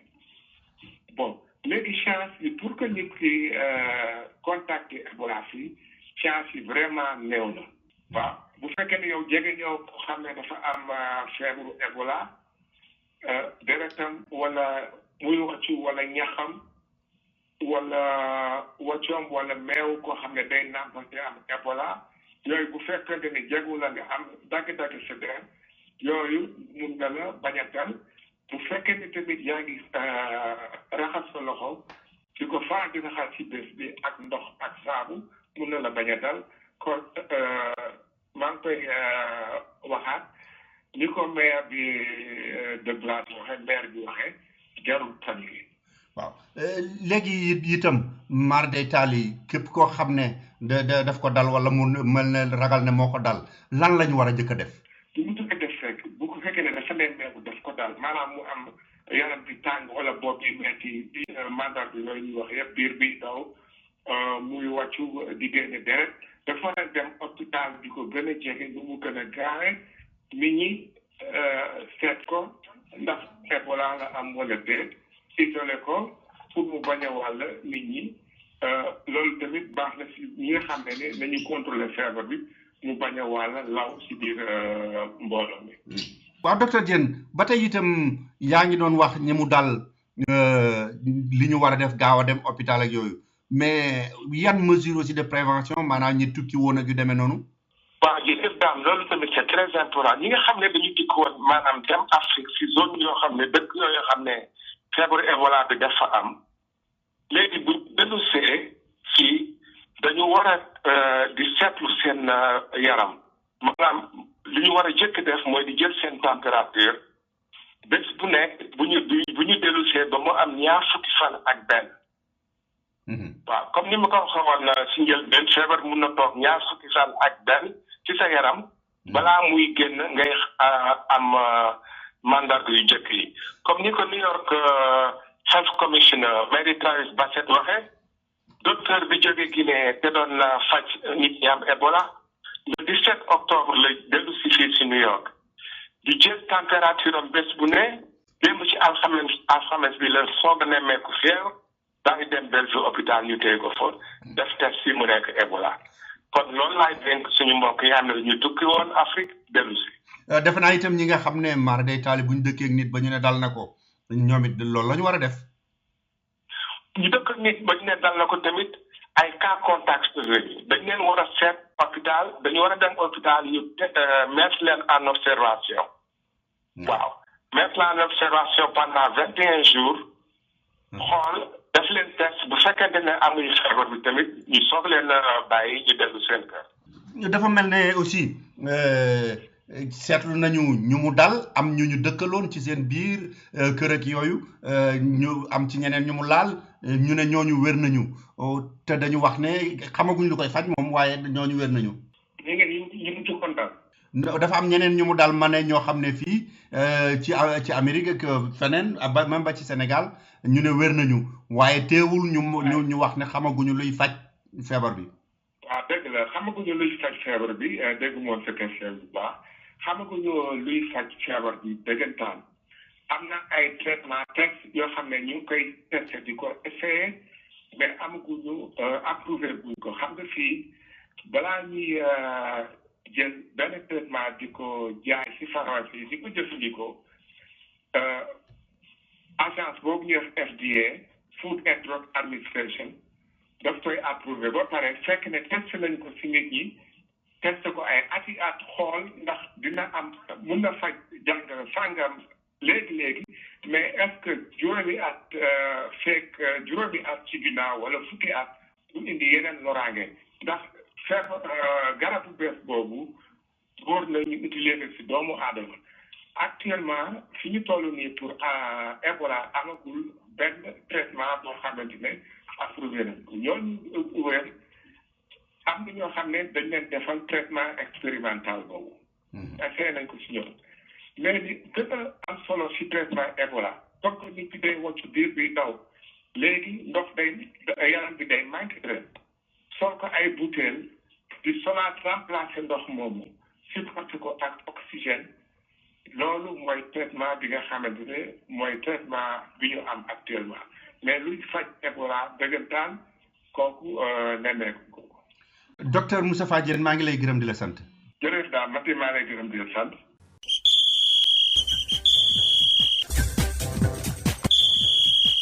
waaw Alaaji Malick Ndiaye mbokk yaa ngi lay déglu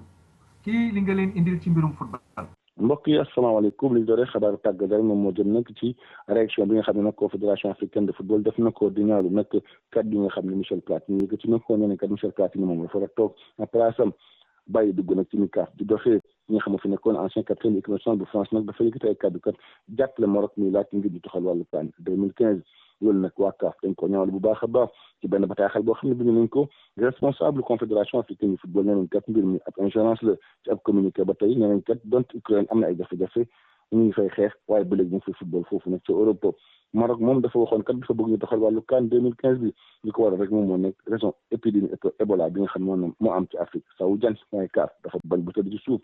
tax na sax benn dëkk yi ci mel ni Afrique du Sud bi ñoom kat nee nañ moom du ñu remplacer mu ko Maroc ci waxtu sax la ñuy waajal nag 5e et dernière journée des éliminatoires de la CAN 2015 ana jërës moom di génn liste footballkat yi ñu tànn ñaar fukki fanweeri fan ci weeru octobre bi nga xam ne la ñu nekk nii loolu nag ci ab conférence de presse lay doon kii di Pape Ndiaye Souaré Mame Birame Diouf ak Moussa Sow ñoom commencé war nañ di football ak seen i club waaye Cheikh Kouyaté ak Lamine Sané ñoom ba léegi dañoo ay tolof seen wàllu wér-gu-yaram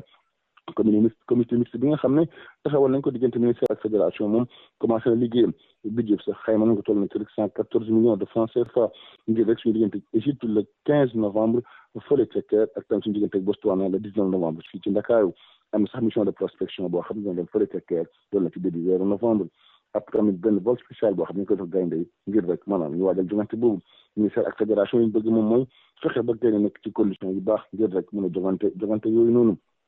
juré sax moom wax na ne kat dafa bëgg ñu gaynde door fële ca France loolu nag ministère ak fédération ñoom ànd nañ ci du jeune gaynde moom tam jóg taxaw def kéemtulaay kàttanam ngir rek maanaam soobu ci jongante boobu noonu ñoom kat ay gérée lañ bëgg fële ca Caire Sénégal moom moo jël deuxième ci poule B bi war a jëg Égypte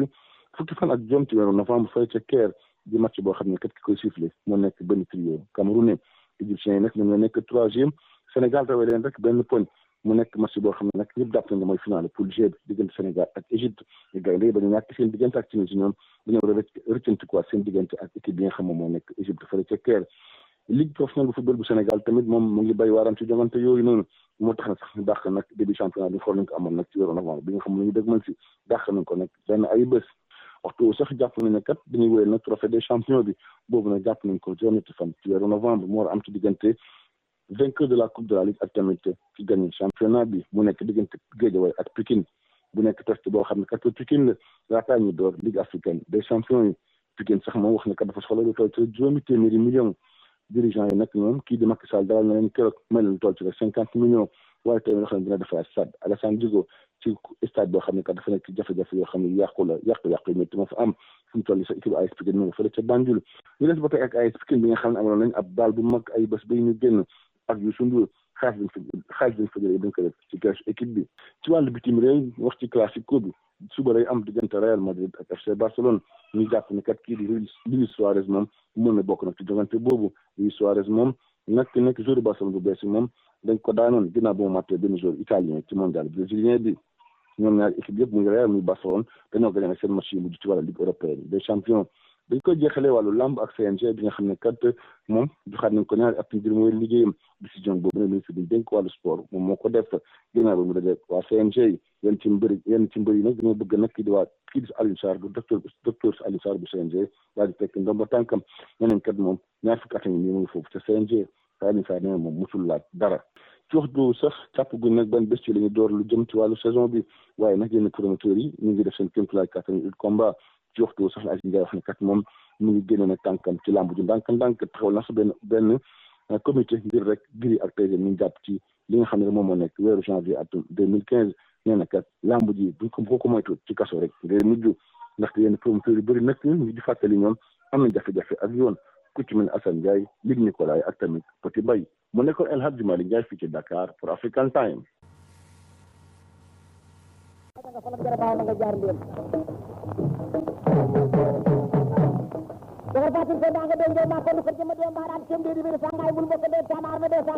mbokk yi ñu jox kàddu gi Xaadim Samb mu dikk ak yéen ci mbirum làmb ji. jërëjëf Fallou ñu ngi lay gërëm bu baax di la sant di nuyu auditeurs nga xam ne ñooy déglu African Time foofu ci États-Unis Amérique rawatina ñi nga xam ni ñoo nekk foofu ci New York ci Harlem di wax rek ni ba tey liñ naa sotteegut bërëb mañes moo am Fallou ñaari combat rek a taxawagun fii may wax ak yow yoo xam ni ci làmb la waxoon naa ko muy promoteur bi ñu xamagul turam ak ki nga xam ne mooy Manga numéro 2 waaye nag démb am na ndaje mu mag moo xam ni mi ministre sport bi nga xam ni mooy Makhtar Ba taxawu ndaje na ko ak ki nga xam ni mooy le président CNC de lutte muy docteur Alioune Sarr ak équipe am na ndaje mu yaatu moo xam ni def nañu ko démb ki nga xam ni mooy Makhtar Ba delloowaat na Alioune Sarr mandat ñaari at boobu nag mooy nekk ñaar fukki at yu mat sëkk yoo xam ni docteur Alioune Sarr jiite na ko làmb ji Makhtar Ba renouvelé na li nga xam ne mooy confiance am ci ñi nga xam ne mooy famille làmb sant na ñëpp ñi nga xam ne ñooy acteurs yi nekk ci làmb docteur Alioune Sarr nag wane na fa ni moom décidé woon na bàyyi ndax jabaram ak i doomam ak ay am ni jàmmam ak xaritam dañ ko waxat ni ko na jeexal na bàyyi mandat bi na bàyyee ci mandat bi waaye yàlla dogal na bàyyiwul léegi nee na bu fekkee réewam soxla na ko dafay jël li nga xam ne lii mooy lenge yi pour liggéeyal réewam loolu mooy li nga xam ne yees na fi ci làmb waaye fii may wax ak yow promoteurs yi nga xam ne ñooy promoteurs yu mag yi amu ci kenn koo xam ne jël nga dat wala nga seeti mbër wala mbër seeti la ki nga xam ne mooy Bassirou Babou itam nga xam ni bureau menacé bi nga xam ne 1954 lañ ko taxawaloon nga xam ni menacé yu bari jiite nañ ko ki nga xam ne mooy Bassirou Babou mën nañ wax ni diiru bi nga xamante ni yàlla dogal na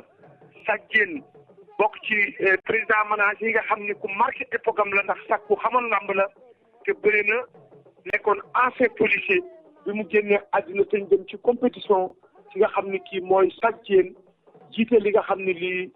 mooy làmb ji ba yàlla dogal mu génne àddina Bassirou Babou boobu itam moom la ñi nga xam ni mooy bureau menacé conduiraat mu war leen a jiitewaat lu tolloo ci benn mandat ci kanam waaye ki nga xam ni kii mooy Riis Ñang moom moo nekkoon candidat boo xam ni bii bokk na ci adversaire yi nga xam ni ñoo tàllal loxo ngir bëgg nekk président menacé waaye yàlla sunu borom dogal na bi ñu demee owat Bassirou Babou moo gagné ki nga xam ni kii mooy Riis Ñang kon Bassirou Babou moo delluwaat ci bopp bureau national menacé du Sénégal docteur Alioune Sarr moo delluwaat ci li nga xam ni lii mooy boppu CNC xam nga am na ñaari lutteurs yoo xam ne ay champion lañu seen yaay génn àddina muy Eumeu Sène yaayam génn àddina ca weer wi ñu génn ki nga xam ni kii itam mooy Yékini Diop yaayam génn àddina ci weer wi nga xam ne ci la nekk ci Fadiouth ñu di leen ko jaale di ñaan ñaari jigéen ñooñu nga xam ne jur nañu ay champion yàlla na yàlla sunu borom xari leen àjjante jégal leen. fi mu ne daal loolu mooy li nga xam ni moo fi jotaru ci lu yees ci làmb mooy Bassirou Babou moom la bureau menacé reconduire docteur Alioune Sarr ki nga xam ni mooy ministre du sport di Makhtar Ba reconduire na ko defal ko mandat ñaari at mu àndaat ak équipe am docteur Alioune Sarr nag nee na amul dara lu mu ciy sotti waaye li nga xam ni mooy caution bi ñu doon joxe yaakaar naa ni wàññi na ko wala dindi na ko mbër yi itam ñu ngi wax ci daan yi nga xam ni moom lañ leen doon teg ñu wàññi ko waaye loolu incha allah bu àndee dogal yàlla danañ ci def ay waxtaan yaatu ak nga xam ni mooy docteur Alioune Sarr waaye amul benn promoteur bu jël la amul benn mbër boo xam ni jot nga sa avance li nga xam ni moom lañ doon dox ci diggante ci diggante Bombardier bu Mbour B52 ak Modou Lo promoteur bi ko doon dox mooy Bamba nag mu bokk na ci garde corps yi Cheikh Amar te gën a fi làmb daaw tuddee ko nijaay Cheikh Amar ji wax Ndiaye ma ko bi Ndiaye te mu génn àddina nekkoon ancien maire Ndar moom lañ wax ni mooy dox combat boobu waaye à part Bamba amul benn promoteur tey bu nekk Sénégal boo xam ni yaa ngi wax ci làmb wala nga taxawal combat wala nga seeti mbër ndax yaakaar naa ni bu sib neexut sippili du neex faadu ndax combat yi nga xam ni moo mujjoon ci làmb ji ba léegi jotuñ seen likaa Xaadim Samb doon jokkoo ak yéen pour African Time fii ci Dakar Sénégal.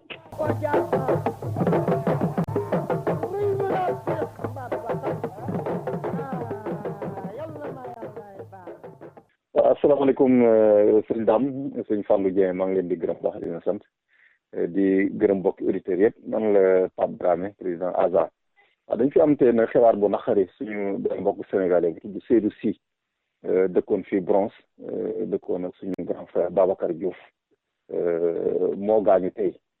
ñu fas yéene delloo ko Sénégal di ñaan nag vraiment communauté sénégalaise yëpp ñu jàppale ñu ci daanaka bëriwu fi ay mbokk te it mbokk yi néew nañ ci doole daal ñuy tàllal loxo communauté bi yëpp vraiment ñu ñëw jàppale ñu pour corps bi mën a dem ñu ngi envisagé nag mu dem mercredi incha allah bëgg nañ ko ñaanal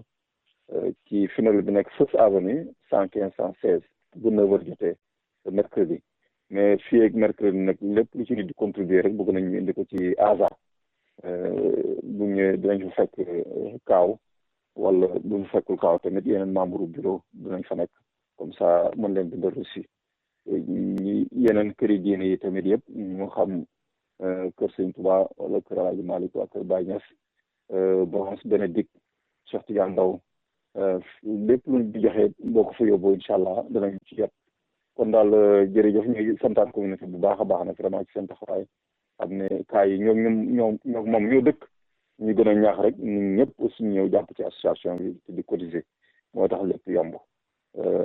jërëjëf Sëñ Fallu. Serigne Bassirou Lo Ale Aram yàlla dogal na ñi ko yittewoo mi ngi ci këram Serigne Bassirou Lo Ale Aram mi ngi nekk ci Tony 955 8th Avenue ci corner 155th Street appartement 19B bell number 0046 téléphone Serigne Bassirou Lo Ale Aram mi ngi nekk 212 283 4141 283 4141 kon jàpp leen ko téléphone Serigne Bassirou Lo Ale Aram mi ngi nekk 212 283 41 41. ma yokkal leen ci numéro bu bees pour Serigne Bassirou Lo Ale Aram boobu it mën ngeen ko ci woo 917 242 3320 917 242 3320 917 242 33 20. kon balaa ñuy tàggoog yéen bu ñu jógee ci communiqué yi nga xam ne mooy bu Serigne Bassirou Lo Ale Aram boobu ngeen dégg dañuy daal di ñëw ak yéen ci benn yëgle bu naqari mu def tàggee. Serigne Sidi Mokhtar Mbacke xalif général des Mourides ca Touba Serigne Ahmadou Mokhtar Mbacke xalifa Daaru Khuddoor ca Touba Serigne Abdou Fatah Mbacke xalif Serigne Cheikh Gaynde Fatma doon Serigne ki faatu soxna Fatou Ñang doon soxna ci ki faatu Serigne Khadim Mbacke ci New York Serigne Khadim Bousso imam ci New York Serigne Lo président Mika ci New York Sidi Lo président Daaru Khuddoor ci Amérique Serigne Mbacke Ndiaye ak magi talibé yëpp Cheikh Mbacke Thiam doon doom ci ki faatu Abdou Khadr Thiam doon doom ci ki faatu Badara Thiam doon doom ci ki faatu Bali Thiam doon doom ci ki faatu Fama Thiam doon doom ci ki faatu Amadou Thiam doon sët ci ki faatu Fama Thiam doon sët ci ki faatu mu nekk ca Ohio Mam Balla Thiam doon sët ci ki faatu mu nekk ci New Jersey Ndumbe Seck doon goro ci ki faatu Fatou Maysa Gueye doon mbokk ci ki faatu ca Maryland Dial Thiam doon mbokk ci faatu ci New York Siga Thiam ci Amérique Mabouba Thiam ci New York Mamadou Niang ci New York Fara Thiam doon doom ci ki faatu mu nekk ca New Jersey ak bokkee xarit yi ñooy am naqar ak tiis di leen tàggee seen waajur Serigne Balla Thiam mu nelaw ci alxames ji weesu ci ñaar fukki fan ak ñett ci weeru octobre wi ca Touba amoon na juróom-ñeent fukki at ak ñaar danañu ko ñaanal ci kër Serigne Touba ci dimanche ji yemoo ak ñaar fukki fan ak juróom benn ci weeru octobre bu ñu jullee timis ba noppi ci kër Serigne Touba bi nekk ci Edgecombe ak 137 ñi ngi ñaan bokk yépp teewe si ko. jërë ngeen jëf mbokki déglukat yi lii nag mooy li nu leen fi indiloon ci xibaar kon nag Ousmane Lo ak Fallou Dieng ak ñi nu àndal ñoo leen di tàggu te di leen ñaanal njorowal jàmm ba àjjuma dikkati